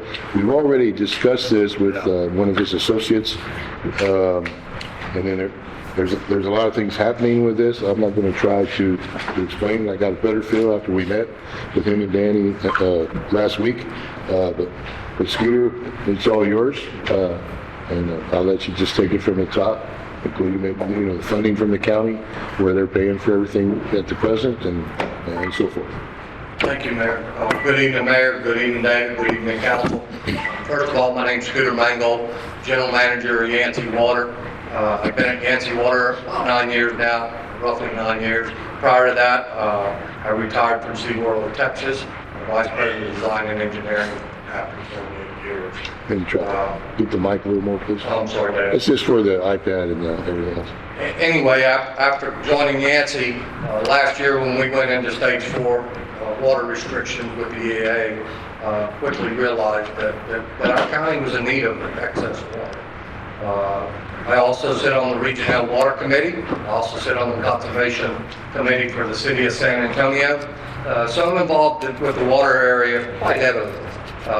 With that said, researching what options we had as far as a community for water, because the Edwards is not going to be there to give us our answers. We all know what kind of issues we have with the Edwards water rights, what they cost. Today they're running about $10,400 an acre foot. When I first started in Yancey, they were $2,500. So, I mean, that's just an amazing escalation of cost. Our neighbors to the east of us here, the City of San Antonio, SAWS, they have an ASR program, which is working wonderful. Matter of fact, in the next 5 years, they're going to double their ASR. There's one up above New Braunfels, the City of Kerrville has one, and there's one up near Dallas. With that stated, I started talking to the Texas Water Development Board. They have done a lot of research for ASR programs. And for y'all that don't understand what an ASR is, basically you're taking money from one place and putting it in another. It's an underground aquifer. We're going to pump water in, let it sit there, and then when we time of the need, we're going to pump it out and distribute it wherever it needs to go. And you ask, how do we know that that bubble's going to be there? There's no guarantee. But when you go for your permitting process, TECQ makes you put in a specific type of water from a hardness and a pH level, and they say it creates a bubble and it doesn't intermingle with the rest. So that's how we know the bubble's going to be. Dealing with the Texas Water Development Board, I was really keen on the Carrizo. That's where my goal was, to do this ASR, because that's where SAWS does it and it works well. Unfortunately, they steered me a little different and said that the Trinity is probably the best location for us. We don't have a whole lot of wells in Medina County and the Trinity aquifer up north, and we're probably going to retain our bubble a hell of a lot better than if we put it in the Carrizo. That's solid. So I was directed to go there. From that point, I moved forward to try to get a feasibility study done. Unfortunately, that was quite expensive. With that said, I talked to our neighbors, East Medina, well, all the cities. We opened it up after I met with the judge, and the judge finally committed to saying, hey, the county will pay for this feasibility study. So they're paying for the feasibility study to let the engineers come back and tell us what our next steps would be and what direction we'll head after that. With that said, there's no cost to anybody for joining it at this point, and there's no cost for you to exit at this point. If you want to join, more power to you. If you want to get out in 3 weeks, more power to you. That's your decision. Until the feasibility study's done, everybody that's sitting at the table that has joined has a voice to move forward. If we want to go to the next step, that's what we'll do. If you want to step out at that time so it doesn't cost you anything, that's fine too. But my goal is to try to get grants for this whole problem. Now, I will tell you it's not inexpensive. We're in the neighborhood of $500 million. Is what the ASR project's probably going to cost by the time it's set up. Fortunately, it's going to be a phased project. It's not going to be a $500 million right up front. We'll probably do it in 4 different phases. With that said, it's been roughly in the neighborhood of $200 million to phase that. Any questions? My question is still the same as it was the last time we heard a presentation, because Devine is in kind of a unique situation where we have the ability to have, we have a well that we get from Edwards, and we also have a well that gets from Carrizo. So my question is still why we would need to do this, because there will be costs down the road, correct? There's going to have to be. There's going to have to be some type of manpower that operates it. I'm not going to operate it forever. Right. I've taken the initial initiative to get the ball rolling. But to answer your question, that's a real simple answer. As I just stated, SAWS is going to double their ASR program in the next 5 years. Right? So we've seen the Carrizo drop how much in the last 5 years? What's it going to drop in the next 5 years? I can't answer that. But I can tell you San Antonio's not going to stop growing. And I can tell you San Antonio don't care about the city of Devine. They're going to use out of the Carrizo what they want to use out of the Carrizo, right? They're all for themselves and nobody else. The thing that's going to benefit Devine is there's no cost to you as of now. And if there becomes a cost, it's going to be minimal. It's the labor to operate the organization, because I'm not going to have time to operate it when I have a full-time job with other things. I just see the need for it and the necessary need for it, in the future. Nobody's going to stop growing. And to be able to put, our goal really is to put 20,000 acre feet annually until we reach 100,000 acre feet stored. And for Medina County, that's a lot of water. That'll get us by for quite a while and drought years. I have questions on the hydraulic engineering aspect, how that is even possible, or if it really doesn't mix for a good decade. So ocean waters, different temperatures or salinities don't mix, but for how long does that last for an aquifer? That seems like a stretch. The other side of this, it doesn't sound terrible, but we're in such dire straits financially with our all of our infrastructure, roads and water. It would be irresponsible for me to support this right now, just because we don't know what this speed's going to be later. The thing, and I get where you come. First of all, I'm not a hydrologist, so I'll answer that question. And I'll tell you, just like I said with the explanation of the bubble, I am not a hydrologist, but I do understand water quite well. You make your own opinion with bubble. I'm not going to sit here and tell you how to make it. I have my opinion, and I will not tell you what that is. As long as when we get our permit from Medina County Groundwater District, that they say, okay, you put 100,000 acre feet in the Trinity aquifer, we're going to allow, because they're not going to give us one, I can promise you. That permit's probably going to come back somewhere in the neighborhood of 0.96 acre feet per acre. So they're going to come back and say, okay, you can do that, as long as we can still pump that out of the Trinity. I don't care if it's a bowl or not, honestly, as long as we can pump it out. As far as the financing side, I get what you're saying from a financial side, but if I was sitting in your shoes right now, when the finance is zero, commitment for you and your people in the community understand that, you'd be foolish not to do it. I've yet to see government program shrink to go away. It didn't make sense. I've yet to see government program shrink or go away, whether it makes sense or not. This ain't a government program, just so you understand. This is a community program. It's a co-op. Governing body. No, not yet. What other cities, because I noticed there was a list of cities that have to sign off, what other cities have committed at this point? Every city but Light, and they're supposed to commit, I think tonight, if I'm not mistaken. I attend, and I apologize, because that's where I was the last time I was here. I've been to them twice. But I think it's tonight that they're going to commit. I actually got a phone call today. We did not invite the Ennis. My bad, I overlooked them. Didn't think they'd be interested in it, as small as that community is. They called today and they're going to do it. So, for some general concerns, okay, so we talked about a bubble, and then we discussed this last week. So it's there, but other people can use this water, okay, but we still retain rights to this water. That's correct. Okay, so if in the future, with our co-op that we're talking about, okay, everybody's going to be loaning water to each other and all that. That's correct. The initial thought process for the ASR is to put the first step is the test well. Once the test well done, that determines what your next steps are. If the test well works out correct and the data that they do from the Trinity aquifer where that test well would be, there will be a main pipeline ran more than likely down the 471 corridor from up towards the lake. That pipeline will probably run all the way to Devine City for the initial run of that. With that said, when we go into drought mode, all of a sudden Yancey, Castroville, East Medina, Benton City, they're pumping out of the ASR and using the ASR. At that point in time, that's when they would say, okay, Yancey, you're gonna give Devine whatever acre feet of Edwards aquifer more to let them pump them rights out for their contribution into the ASR. So, right now, there's no fee, there's no obligation, absolutely none.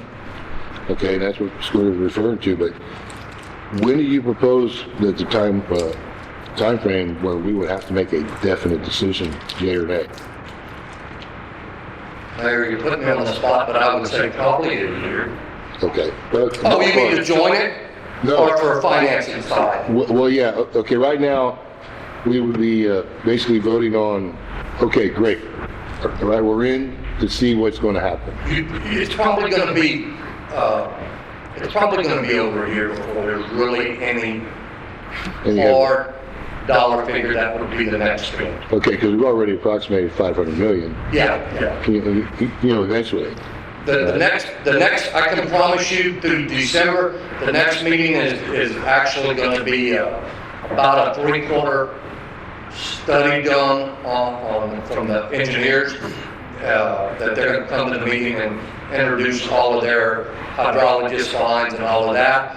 The November meeting is going to be the gentleman that is from New Braunfels that just pretty much wrapped all of his permitting processes up, and they're moving forward with doing their wells.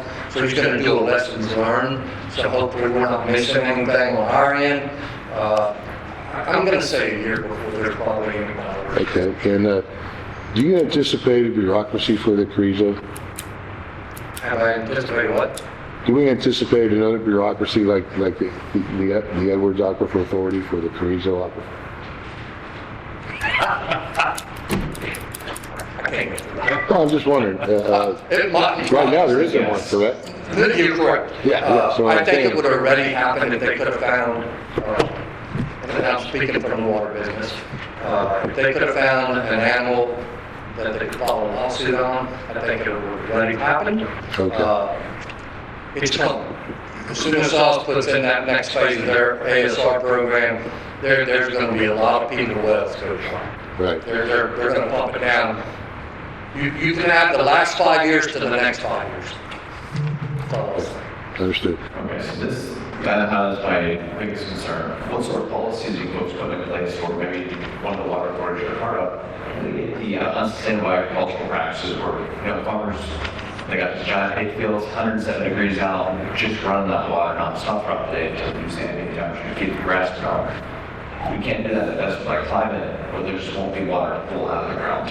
So, in absence of policies mitigating the sort of waste of water use, there's nothing to ensure that the water will pump into the ground will remain in it. Is your question what's eliminating the farmers from using the water we pump in the ASR? What policies are being in place to ensure that the water put in that ground is kind of There's really not a policy for what you're asking. The policy is you get a permit, and our permit's going to be contingent on the acre feet that we pump into that ASR. Now, with that said, also understand, majority of your farmers are not in the Trinity. Matter of fact, I don't know of any that are in the lower Trinity. You have them in the Gravel Leona, you have them in Carrizo, you have them in the Edwards, but what I will say on top of that is the EAA is pushing that farm route, right? I mean, there again, well, not the EAA, Edwards Aquifer Authority, and it's not even them, it's the development that's pushing it. When I started at Yancey, we were $2,500 an acre foot. When today, I closed on some water about a week ago, 10,400. There ain't many farmers that are gonna stay in the business when they can sell their water rights for that price. And just call it quits. Yeah. But like I said, guys, me personally, there's absolutely no obligation, no money for us to spend at the moment. I would like us to hear this thing out, participate, join in, and then if we decide down the road that it's not meant for us, simple enough. Does anybody have an objection to that rationale? And I think it's worth hearing that as things progress and get better and better, or more information and what have you. So, Well, there is in light of that, there is a section of this contract, 2.4 member resignation, that you can resign from the alliance at any time. Anytime. So I'm assuming that that's going to stay the policy until, because if we sign off on it, that's in our policy? That's correct. Yeah. What does our city attorney think of that contract? The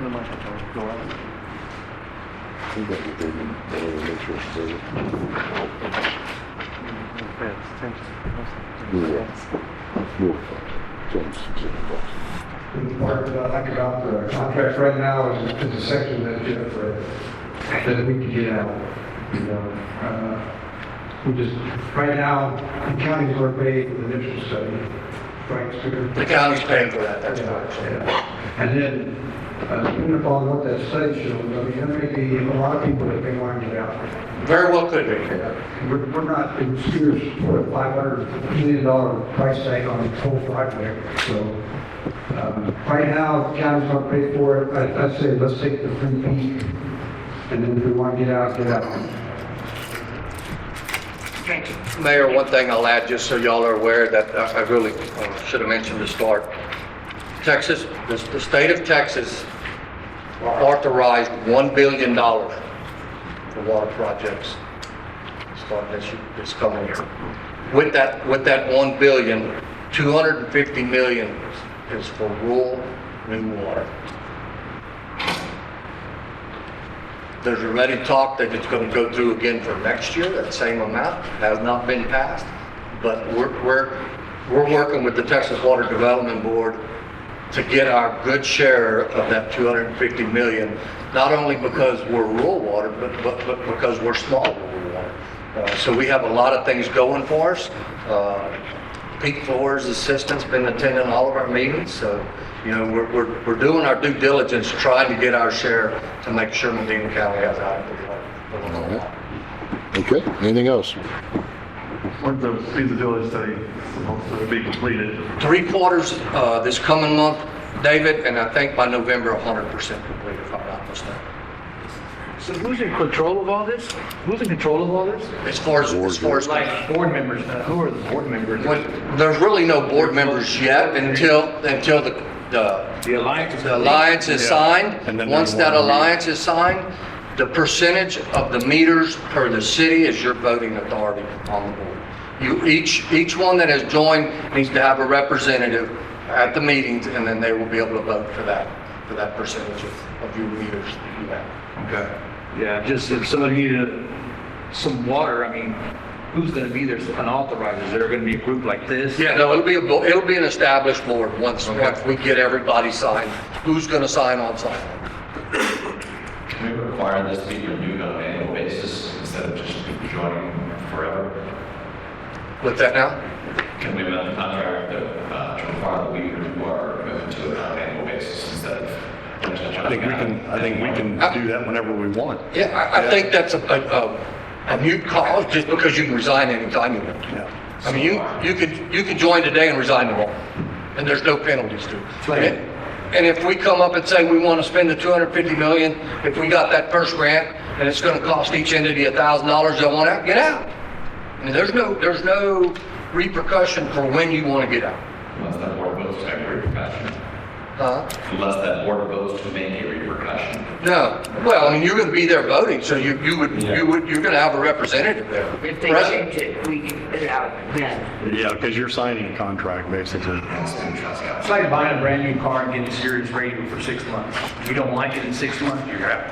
Basically. Exactly what it is. Yeah, Exactly. At least at this point, it's pretty low risk. It's just- There's no risk. It's just get in, see how it goes, see if we need it. And if it doesn't work out, we'll just say thanks, but no thanks. Exactly. Yeah. Okay, I'll entertain a motion at this time. Let's see here, I'll make the motion, make a motion to consider the act upon joining Medina County Water and Alliance Group. I'll go ahead and second that. Okay, we have a motion from Michael to join the Medina County Water Alliance Group. We have a second from Debbie. All in favor? Opposed? All right, okay, motion carries 3-2. Ray and Josh disapprove. Thank you, Cal. Thanks, Gary, appreciate it. Thank you.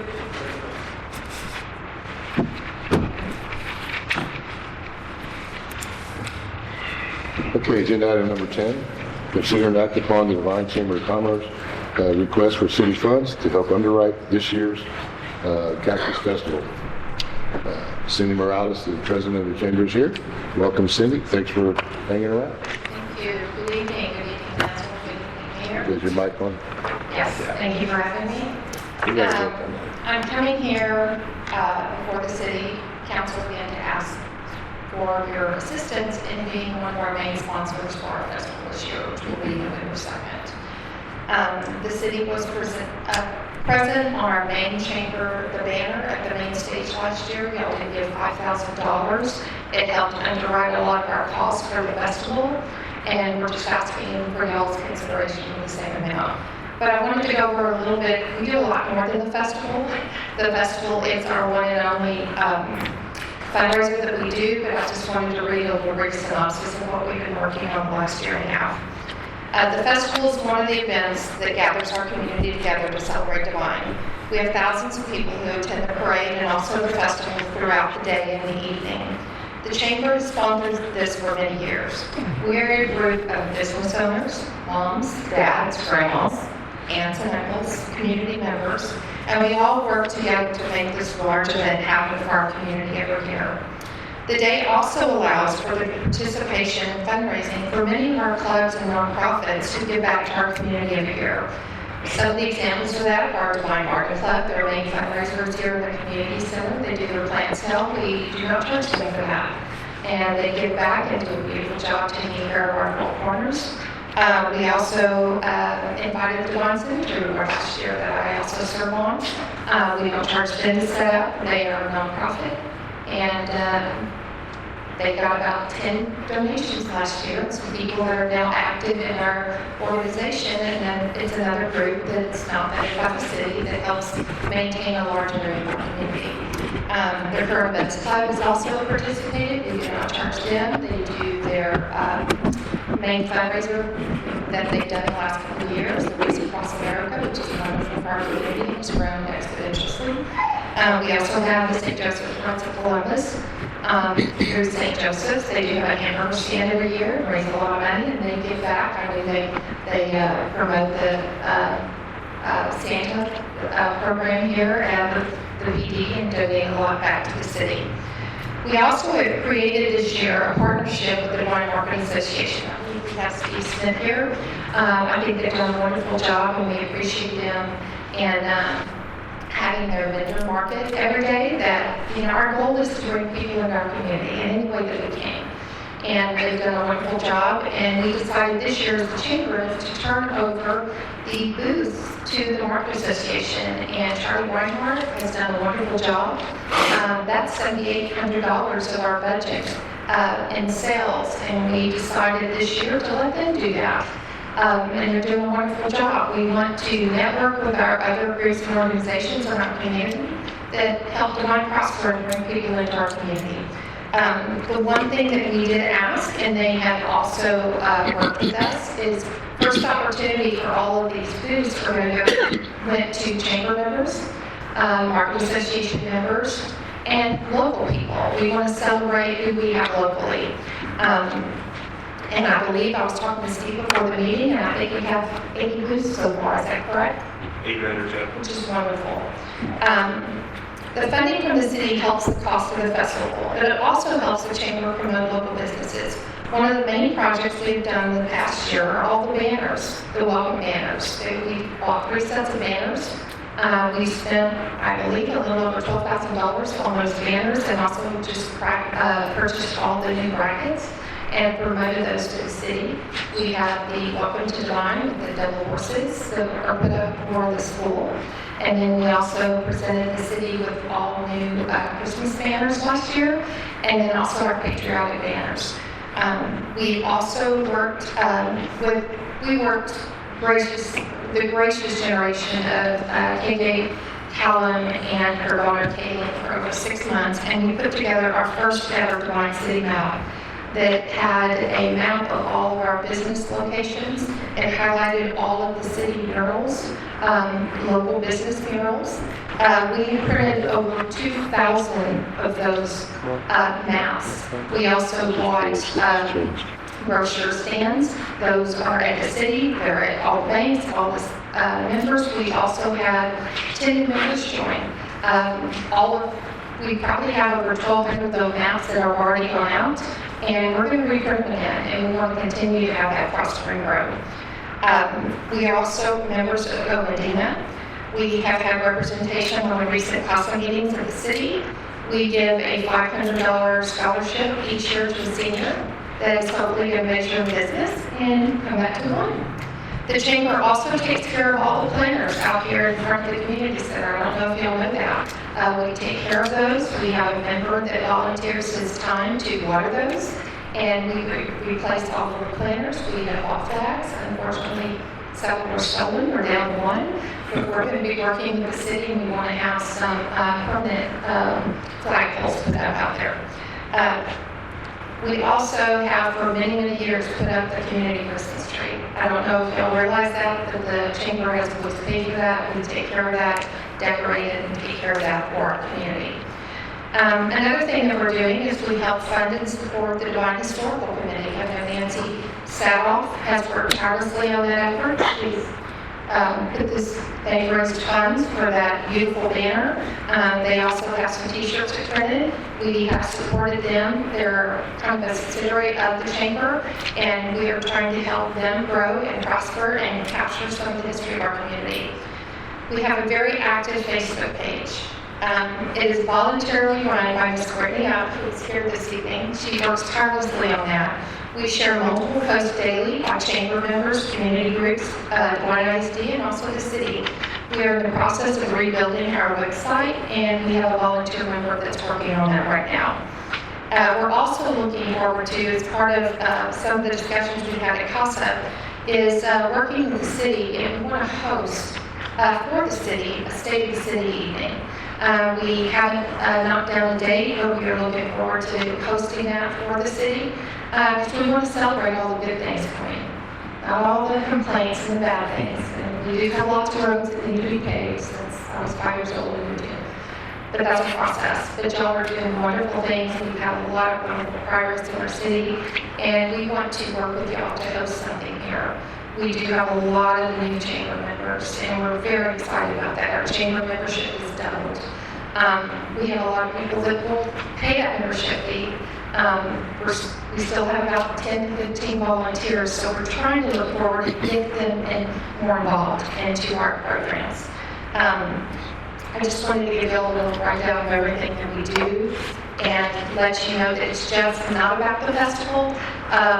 The chamber has hosted that for many, many years, and it is a fundraiser that we do. And we look forward to working with the city. And I'll take any questions you have at this time. Do you have a lineup already for the band and everything? Or is that come later? No, we have everything. Candace Esparza has been working on that.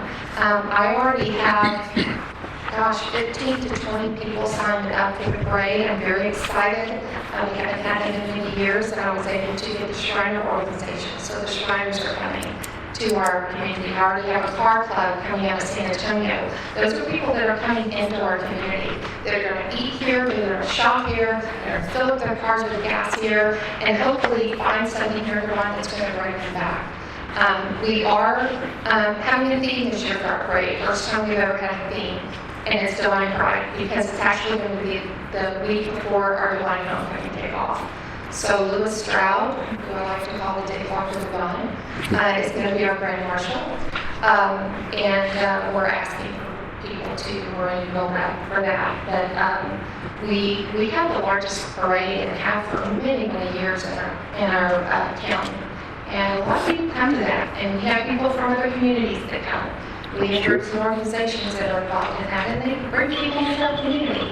So, I mean, that's what it's all about. We talked about this at CASA. We're not the town city. We don't have a downtown square. We are very spread out. We have a lot of really unique businesses in our community, like White Acres, the Lavender Field. We have lots of wonderful attractions here. They're just not in a downtown square. So we just try to do everything we can to get people into the community. And so we had a lot of wonderful positive feedback on our maps. I don't know if any of y'all had an opportunity to look at them. KK's been contacted by 2 other cities, and they want our template. They want to know how we did it, how we launched it, and they want to do it for their community. So we're always looking for opportunities to promote Divine. And we really look forward to continuing collaboration in our city, because I think that's key.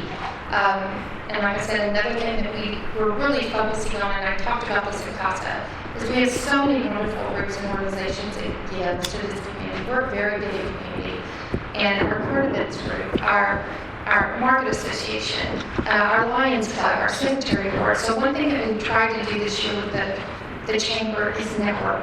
We need to all support each other, work together, and collaborate together so we can all prosper and grow for the good of our community. Being dedicated to something like social media like TikTok, Instagram, Facebook, Reels, advertisements. Facebook, we have Facebook right now, Josh, and then also our website. And I our don't newsletter. like China's TikTok either, but it is a primary age demographics from like 19 all the way to 52. I'll add, I do want to make an Instagram and a TikTok, but I just haven't got to a meeting yet. I just haven't seen it. But as soon as I get there, I'm on that. So I just need to get it approved by all the. Yeah, that little thing? Yes. Well, I think it's great what the Chamber's doing. I'm a member, I know Debbie goes and what have you. I've seen a lot of great things. I know there's a lot of energy, a lot of people working hard. Also, before I forget, when she mentioned the State of Divine, that was a proposal that was mentioned when we had the costume workshops, okay, to where we actually invite the public to come in a much less than formal setting to where we can talk about the good things that we're doing with the city council, okay?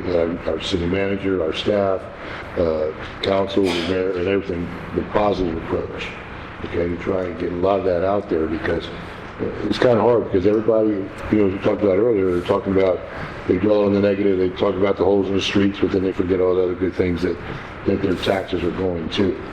Okay, so, but you didn't mention how much you're asking for. The 5,000, same as we did last year. Okay. The previous year we did not, because we had COVID, so we didn't have anything the last couple of years. Okay. I'll make the motion that we approve the $5,000 for the Chamber of Commerce. Okay, we have a motion from Jeff to help the chamber out with $5,000 for the Cactus Festival. We have a second from Debbie. Anything else, guys? All in favor? Motion passes unanimously. Thanks, You know, Cindy. we'll get and keep the main sponsor on that. I would love that. You know, that was my last. You're already there. Awesome. You're already there. Thank you. Thanks a lot, Cindy. Have a good evening. Thank you, Cindy. Thanks, Brittany. Thank you. I'm moving on. Agenda item number 11. Consider and act upon Steve Smith's request for the evening market on the third Saturday of each month. All right, Steve, what do you got, buddy? Hi, for those I'm Steve Smith. I'm the director of the Devine Markets Association. We're the ones who host the farmers market. We've been on the street on Bright Street for 2.5 years, I think. Previously, we were over at the DSW, we were running it there for about a year. So our board has, it would like to host a second market each month, and that is to be held on the third Saturday evening. So it's an evening market that they want to do, and we're going to do the same location, same, low impact to the city on that one. But in this one will be open. Right now, the first Saturday market is open only to producers, people who produce or value add their products. This one will be open to resellers. We get calls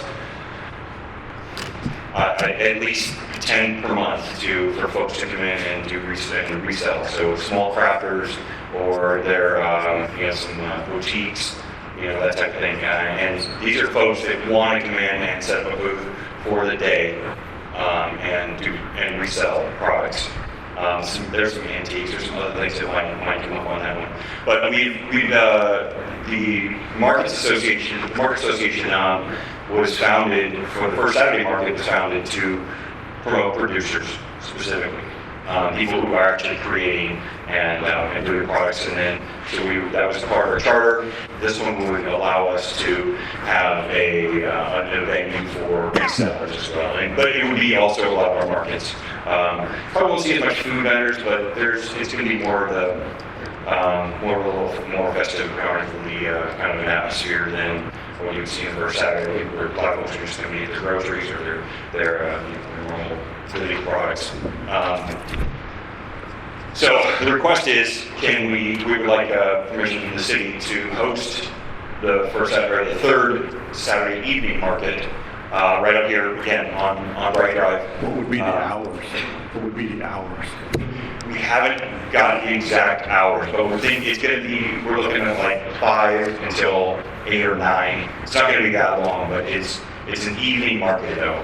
So the intent is and it's a Saturday market, the intent is to catch families, give them another place to come out here on the weekends, on Saturday and the weekends. And really, one of the reasons we wanted to do the market here, as opposed to anywhere else in town, was because we just wanted to do everything we can to drive life back into this corridor of the city, which we know was really getting hit hard. And so we've seen a lot of response from the other businesses, from Margaret. She's had a major uptick. Black and Coffee, even the Vales see a lot more traffic because of just the number of people coming in and getting eyes on it. And that's really what we were trying to drive towards for the rest of the business community that's here.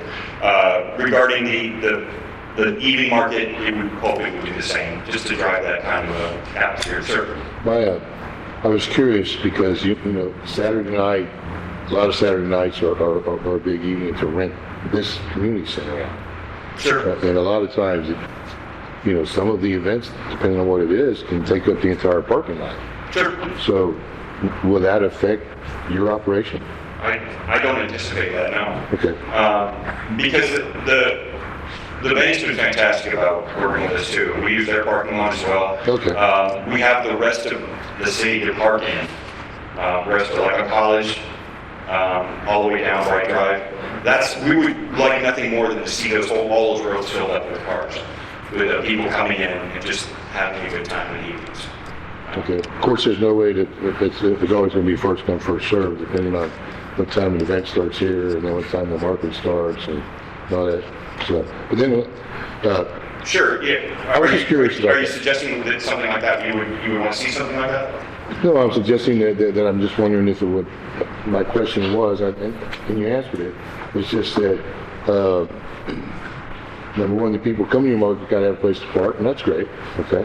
And of course, the vendors that come, they're going to take up a little bit of the parking lot a little bit. Sure. And so forth. That was just the only thing I had. I think it's a great idea. I see it as a no-lose situation all around. Okay. Yeah, I think it's great. I was just wondering about, because I have seen events that they're really packing in over here, and I was wondering about the congestion. Well, one of the looks that we have on this one is actually to move it more down in between the buildings as well. And there's a follow-on request on that one to kind of facilitate that as well. Again, we're just if there's, I guess if there's a conflict or an issue, Well, then I think that would definitely help solve the problem. Hopefully, though, you get so many vendors and such that you need the whole street. Yeah, so. yeah, well, what Cindy was talking about before for the fall festival, we got about 80 vendors right now, and so we're going to be, we want to push as far, and that includes here, that includes both sides of college, and our intent is absolutely to be down at Gabby's, no question. That's what we're pushing towards. We've already worked out the veils and that for the parking and all this stuff, getting into their building, but we would love nothing more than to see that just go absolutely bonkers all the way down the street. I have one question. Yes, sir. Cindy, are you gonna have 2 stages like you did last year? Yes. Yeah, Yes. 'cause Yeah. it kind of, We'll have the main stage, and then over here, we'll have Bench Market. And last year, we had one here by Mac's Place, but he wanted to be back over here by the color wall. And it works out logistically better because Way there's better. electricity, and Mr. Wilshire owns that building, graciously donates that. And Party Ripples is donating the stage and Shaker. So yes, we'll have 2 full stage entertainment options.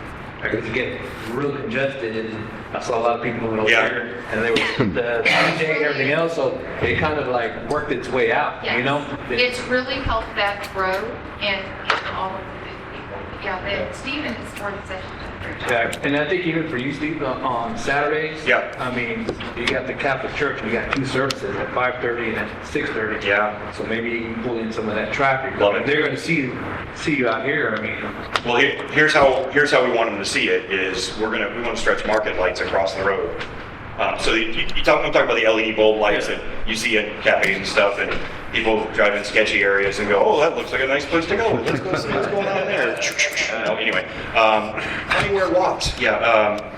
But that's one of the things we would like to do in order to facilitate this, if y'all approve it. I've already talked to the bank, and they're open to us.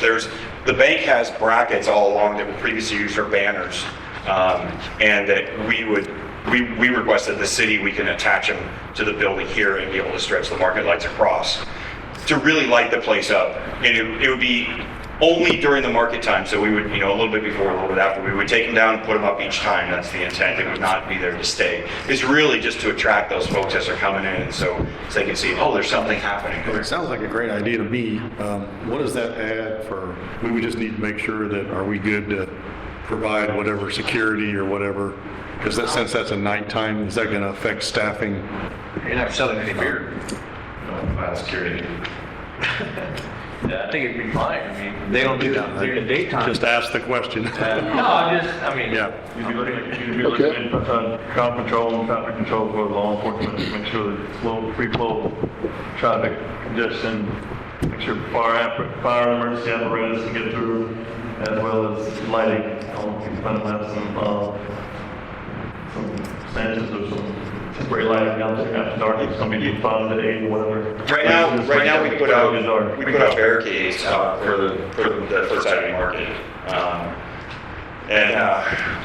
People are insistent. They like to drive right to the middle of it sometimes, so we have to resort to putting some kind of a car, or one of our food vendors at the other end down there that also works. But we absolutely understand the safety aspect, making sure there's running flow for emergency vehicles or whatever. Sure.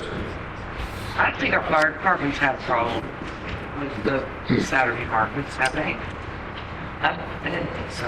I haven't heard of it. This sounds a lot like reminiscent of Kakako and Honolulu there, where you have a little paint sip with the nice evening aura with the lights and whatnot. What would be the logistics of, I don't think you have anything planned, but if a beer vendor or wine vendor or something came out for those temporary events?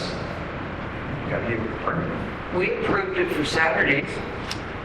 The council's actually approved it previously. We got that at North Walk, and then we brought in. I mean, you actually had a vendor for Saturday morning, for the first Saturdays. You had a vendor. That was, yes. That the council approved that you could have, so you shouldn't Normally, the way that's handled is that if the city grants us permission, then we're the ones who, we're the approving authority to, so let's say you're the beer vendor or whatever the vendor is for the temporary alcohol permit, you would say, hey, I'm requesting it, and here I sign off on it and say you're good as the director, under the tutelage of the city. But we already gave that permission, was it a year ago, year and a half ago?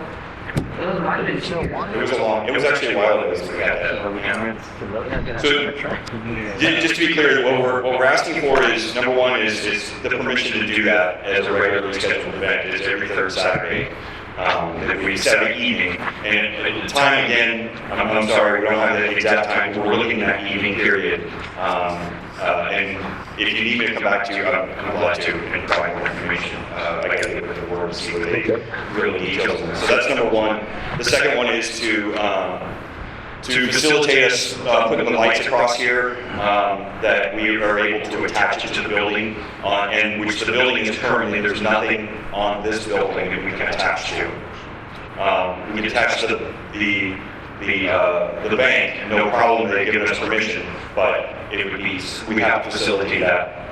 Some sort of attachment points along the side of the building here that are acceptable to the city and all the works and all that.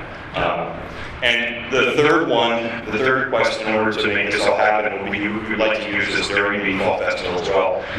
Right now, when we have food vendors come to the market, we do not allow them to rent generators. And the reason for that is, well, I have flashbacks from generators running constantly in my life, and anybody who's been over there knows that it's mind-numbing and terrible. But it just really takes away from the atmosphere that we're trying to create. And it's really loud, it's very difficult to hear, they're just unacceptable to have them. And most people who are food vendors or have food trucks, they're not wealthy folks that can go buy a high dollar inverter generator, some on Subaru or Cummins diesel thing. So they're usually going to buy the Harbor Freight Special that runs really great. It's just loud as all.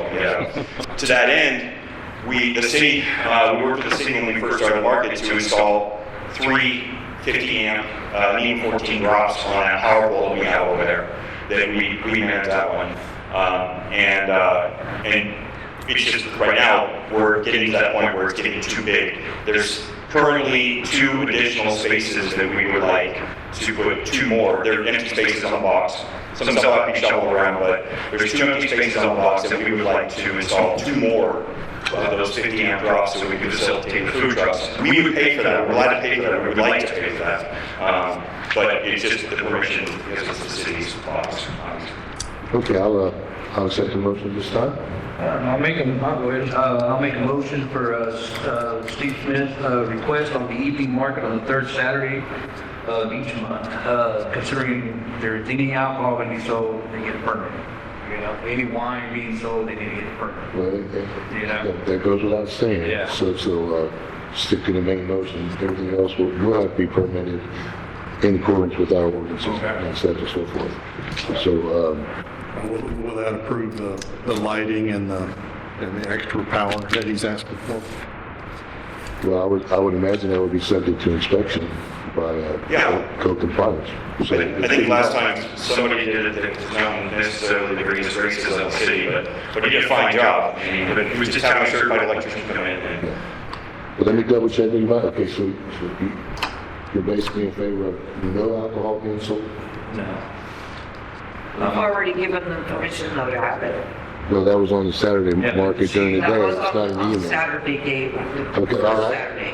Okay, we have a motion from Michael to allow Steve to start his evening market on the 3rd Saturday of each month, providing no alcohol is sold by any vendor. Okay, a second? All right. Motion fails for lack of a second. We have another motion. Make a motion to accept the request for the extended evening market, as well as the light and electric installation permitting provided they get the permits. Okay. All right, we have a motion from Josh to allow Steve's request for the evening market on the third Saturday of each month, providing they get the necessary permits for the lighting and anything else that they can. I'll second it, but I have a question. Okay, we have a second from Debbie. All right, we have a motion and a second. Discussion. The lights, the electrical that you need, are you gonna put on the same pole or in a different spot? Like, do we have Well, a- these are LEDs, so they take almost nothing, but we can put an extension cord down that box. Okay, so it's gonna happen at the same pole? What's that? You're gonna do two new plugs at the same pole? No, there's plenty of plugs on all the poles over here. Okay. Yeah, those we don't need. There's plenty of those are 20 amp 110s. There's tons of them already out there. The 50 amp is the dual pole. It's Yes. two-sided, so it takes a little more oomph, and it takes 2 breakers. Where are you gonna put it? Yeah, Those breakers, that's all, the pole that's in the bank parking lot right now, we actually manage that one. It's the city's, but we manage, it's our lock on it. And that was, the city council granted us that when we started the first Saturday market because it wasn't used for anything. We use it for, when it comes to the fall festival, absolutely, we open it up. But we do it, the reason we put a lock on it is because we turn it off. We turn off the power to those outlets so somebody can't just roll up and plug into it during the month. So we're just trying to be safe and, but that's the pole, the one that's down in the parking lot, because that pole will have all the food trucks as well. It's just a little caveat on that is during the fall festival, previously we had, the chamber had the beer booth in the street, and then we had all the food trucks over there. We're switching that up a little bit. We're putting the food trucks in the road in kind of a horseshoe configuration this year, and we're putting the beer booth in the parking lot along with the stage and the dance floor and the tables and all that stuff. So there's not going to be a lot of confusion, a lot of problems like in previous years where there's just so much going on in that area. That's more of a kind of celebration, dance, eating, that kind of thing. And all the food trucks will be on this side. Her beer sales or alcohol sales will be inside, so it's easy to meet people at the stage. Okay, any other questions? Okay, all in favor of the motion, Josh? No? Motion passes unanimously. Thanks, folks. You guys see? Agenda item number 12. Consider and act upon the council to place its vote for the Medina Electric Co-op Incorporated 2024 Director election. If you guys received your packet and what have you, you can examine their requirements for, I believe we're District 1, are we not? And then there's, how come I can't scroll this thing? There we go. Okay, the two candidates are Welkes R. Lopez Sr. and Michael, nicknamed Mickey, Allen Holzhaus. I've met Mr. Lopez in the past. Very outspoken gentleman, but very physically conservative. I don't know the other gentleman. I don't know much more about Mr. Lopez. Other than what you read. Right. So, I'll make a motion we cast vote for Mr. Lopez. okay, we have a motion from Josh to cast our vote for Welkes R. Lopez Sr. I'll second. We have a second from Ray. Any further? All in favor of that motion? Motion passes 5-0. Okay. Agenda item 13, consider and act upon the annual report and pilot check, which is payment in lieu of taxes from the Devine Housing Authority. David, if you wish.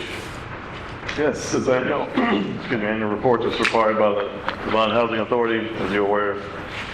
They requested the pilot check be waived a few months ago. City Council said no, so here is their submitted copy of their pilot check and your annual report. I'll make a motion that we accept the check.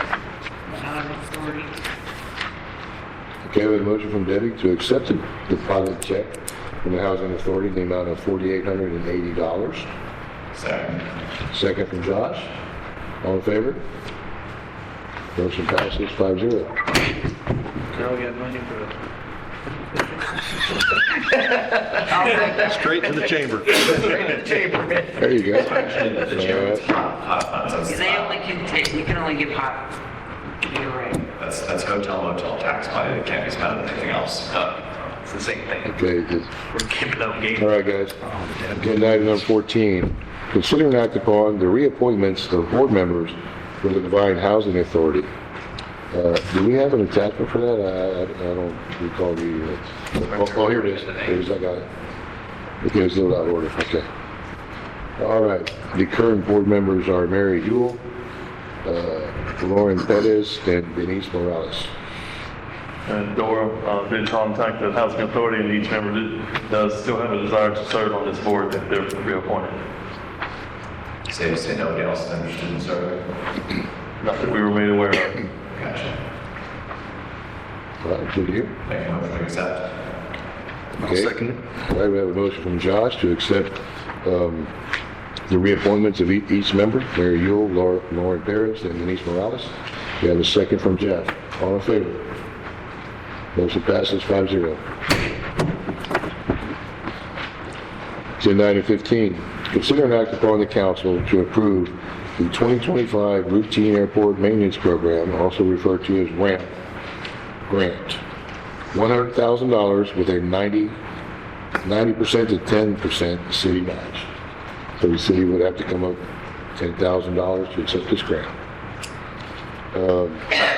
David, that's all yours. I think we've been talking about a well and such to make sure that it would be allowed under these stipulations, and indeed it would be allowed. It would be? Yes. And we never talked to Yancey Water Supply to see they could. We talked to Pete's talked to 2 or 3 well personnel living out to the site at the airport. Are you talking about Yancey running water? Yeah. Whew. I think that was, wasn't that a proposal? That was a huge argument. About a little, a year and ago. That was a million something. Awful. Okay. Did? We're not going to that. So, based on attachment A, we can use this money for utility infrastructure, is that correct, Tom? And the well would be considered utility infrastructure?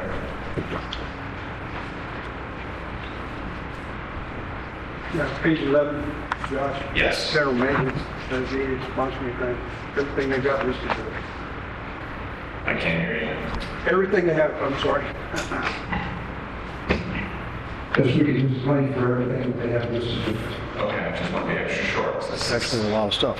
Let's only talk about that. Can anyone help me understand some of them have price caps on how much we could spend? I'm trying to figure out where I saw that. Was that like 5,500 and 3,000 for page 3 for eligible equipment?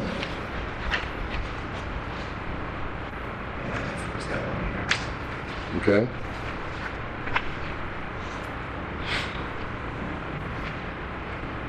What's the question? Are these other, I'm not quite clear what they're saying, some of these, are the price caps on certain things over other things? I mean, well, there are, I don't understand, that's what I understand. For instance, page 1, let's see, 90% of eligible costs up to $100,000. Or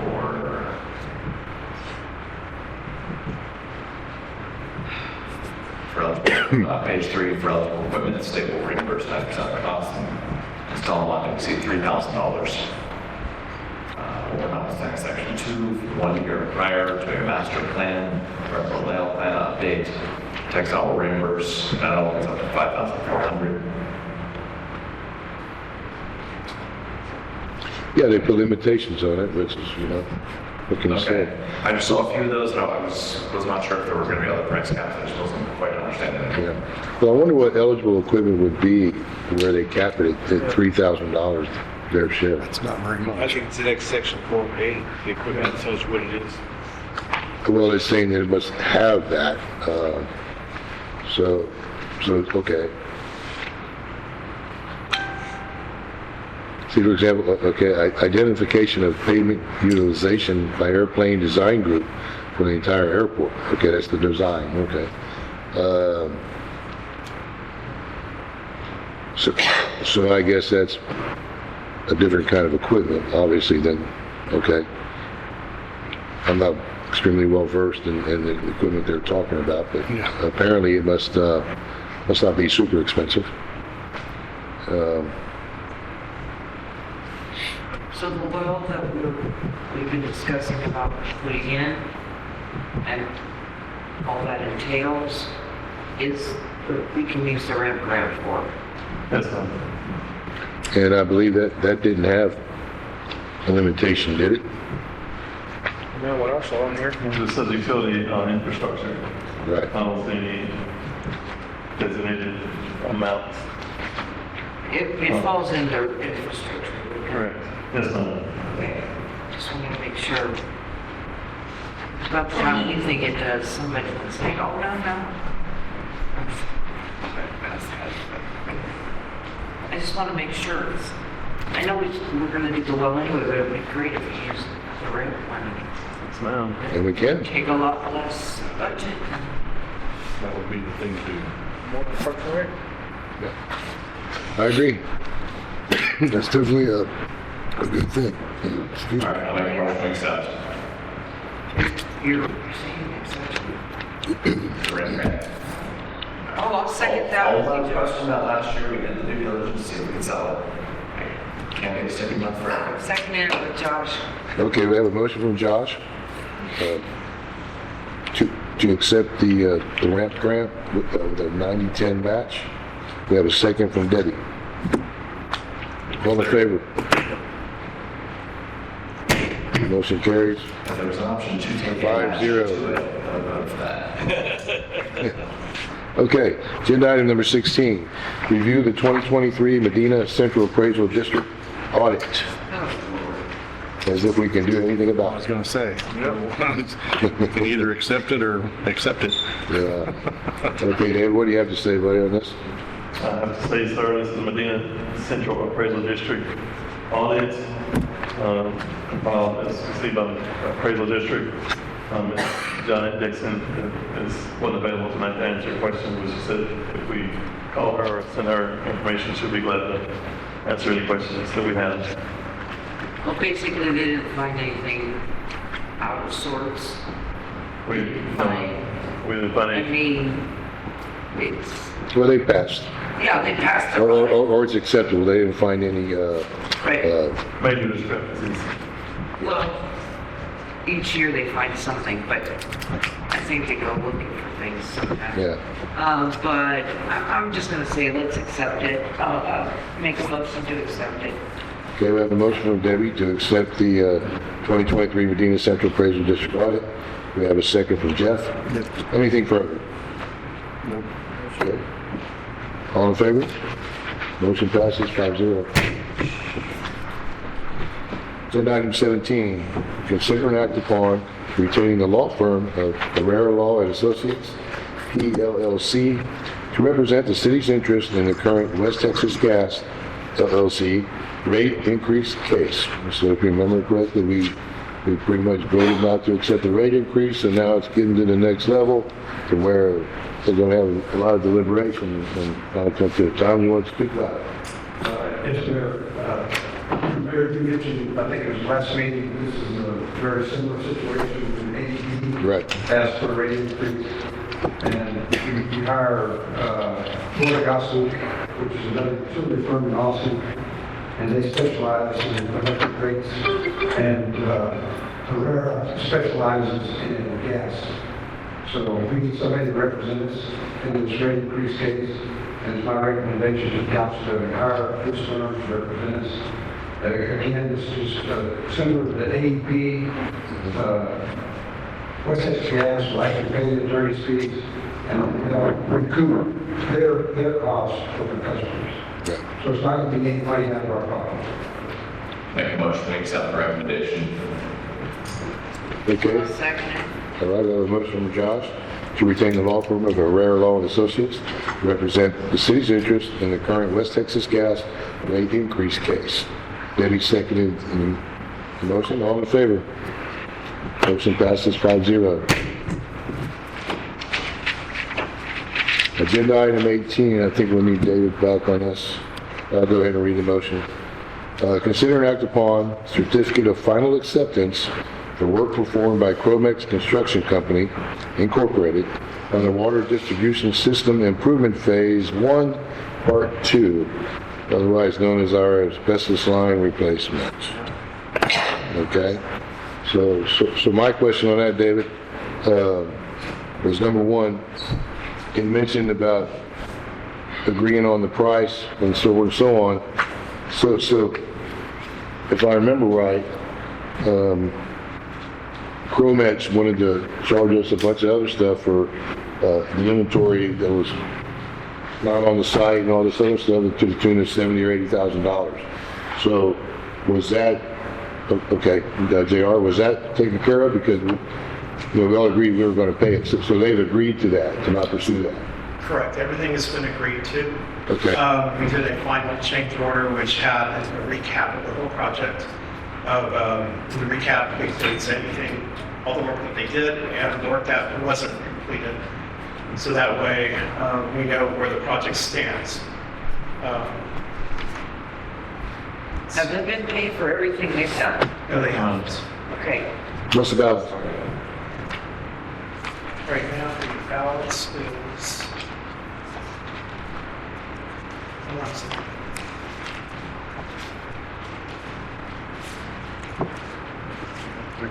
It's around 350,000. I think that's still out. Has that been submitted to TWDB? I'm sorry. Have we submitted that already to the water board? No, we haven't. We have to have all our signatures. And we just got payout signed. We got the change order signed. The certificate of completion. The American Iron and Steel form had to be signed. And we just need a resolution from the council to be able to turn it into potential development board for their processing and looking at it.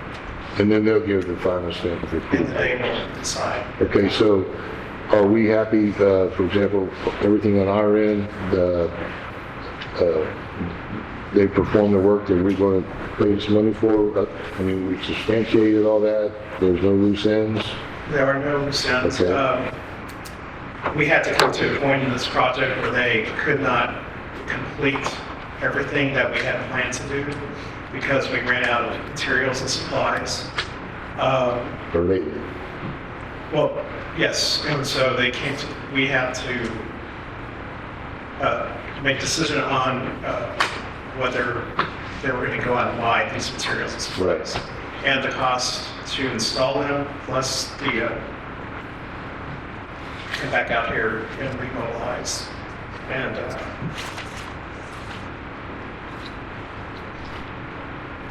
in total cost for them to come out here for materials, for mobilization, and with labor was $492,000, which would have put us over 25% threshold, about $200,000 over, which the city would have been responsible for. So we were at a good stopping point.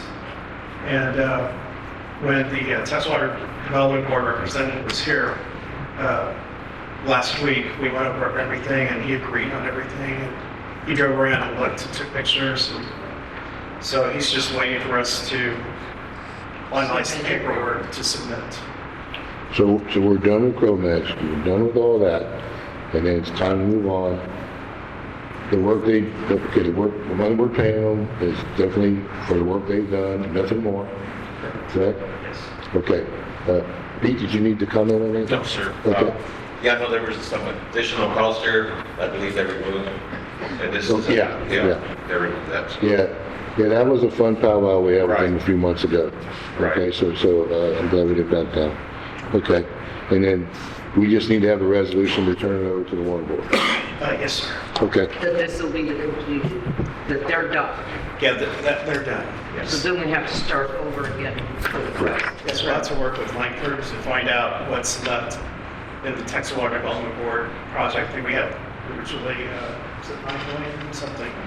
And so we've gone through a certain amount already over what we were planning to do. So we'll get with them. And So we have to start all over again. we have to do a new set of plans. We have to resubmit for reviews and the whole process for whatever monies are left over. Is that fun? Be a year. David, are you satisfied with the new protective back formal money. Yes, spoken over with our attorney, he walked through, did a walkthrough with the Texas Water Development Board as a city representative, as well as JR. So, yes, after legal consultation, yes. I'll make a motion, the city agree to and sign these just to get a final acceptance. Okay, we have a motion from Josh for us to accept the certificate of final acceptance for work performed by Clovex Construction in reference to our phase 1, part 2 of the asbestos line replacement. I'll second it. We have a second from Ray. All in favor? Motion passes 5-0.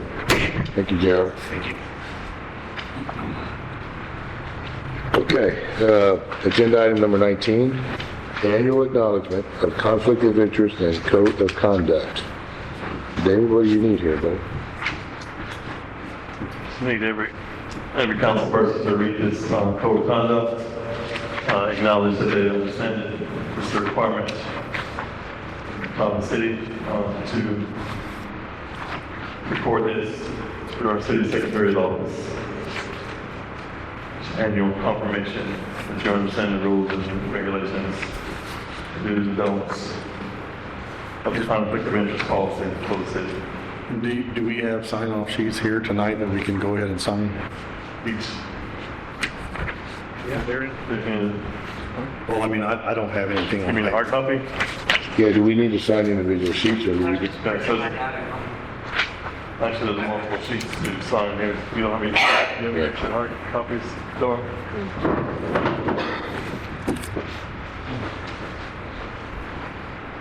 It's easy to sign it here. Great. Turn it in. Done. Otherwise, I gotta go home and print one out. I didn't go far enough to see these, the deals at the end there, which one of them I definitely, definitely applies to me. So.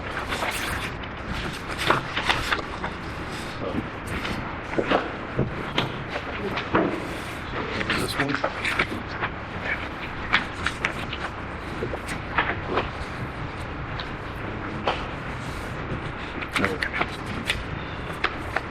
If we're unable to do it tonight, then you can drop off the city hall office.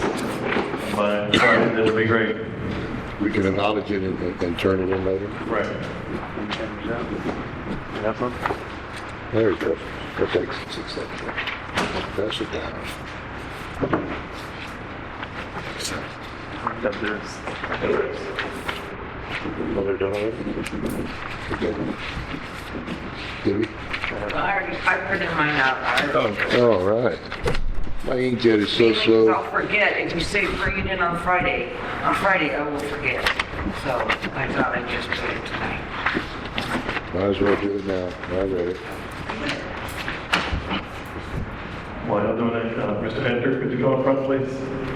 This is impromptu.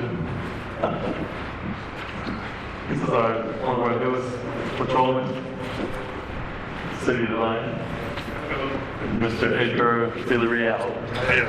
Edgar, welcome. Hey. How long have you been with us now, sir? 6 months. 6 months? Okay.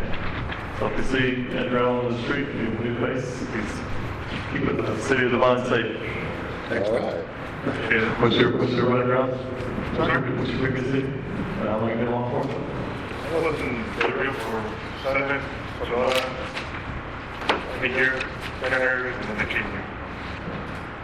And his law enforcement, the neighboring city also in law enforcement. So I'm sitting on a few.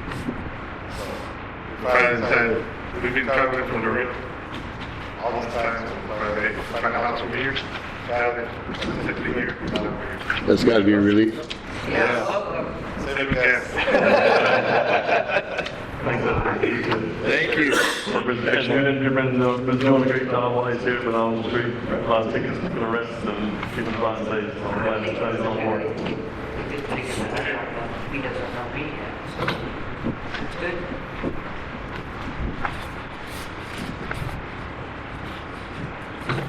You might as well finish, right, guys?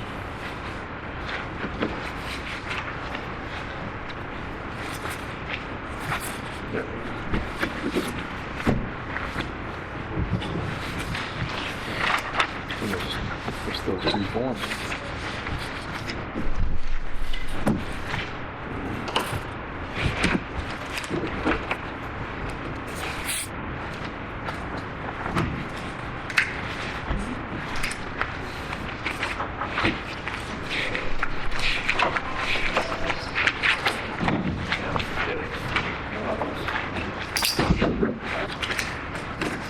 It's much easier when you're not related to anybody here. Related to whole bunch, I don't know business.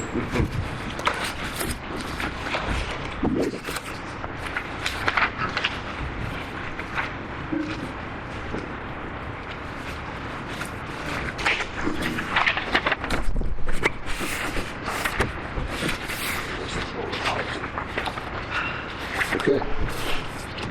Is that good? That's yours? Yeah. Oh, I just turned on. Okay. Well, conflict of interest. Did I see that? The conflict of interest? 3 pages. I don't recall that one. Do you have the one that the relationship with employee? There's one at the bottom where you say you're not. Oh.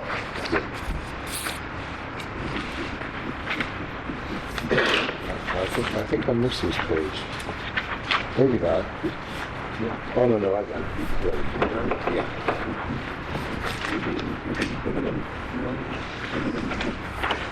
There it is. Okay. All right, thank you, sir. You got it. Here's Jess. All right.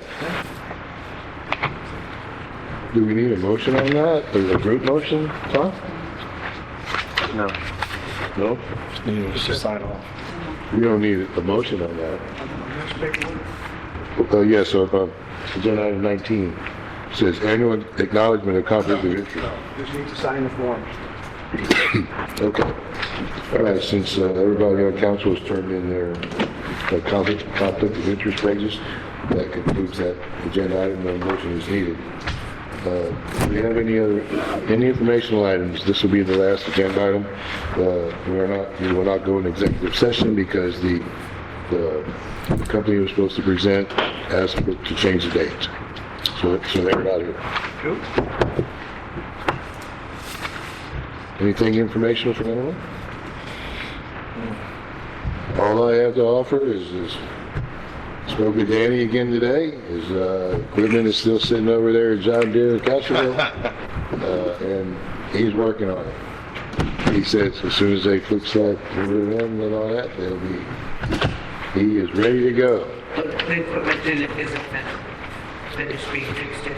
It has not been fixed. What happened was, yeah, John Deere wanted to have him change out the entire rear end and such and so forth because of busted bolts, and Danny says, not going to happen. Get the bolts out of there and replace them. But that's where that's kind of at. So, trust me though, I call him every week. He's probably tired of it. He's probably going to ignore my calls. But, we got a little rain a while back, but now the creek seems to be okay. Right, Pete? I think the creek's okay now. We didn't get that much rain a couple weeks ago. Oh, yeah, good. For Danny. Yeah, I talked to Danny today. So anyway, that's all I got, folks. Thank you, Mr. Manager. Okay, agenda item 23. We have a motion from Josh, second from Sept to adjourn. All in favor? All right, it could have been worse. 3 hours. Jeff.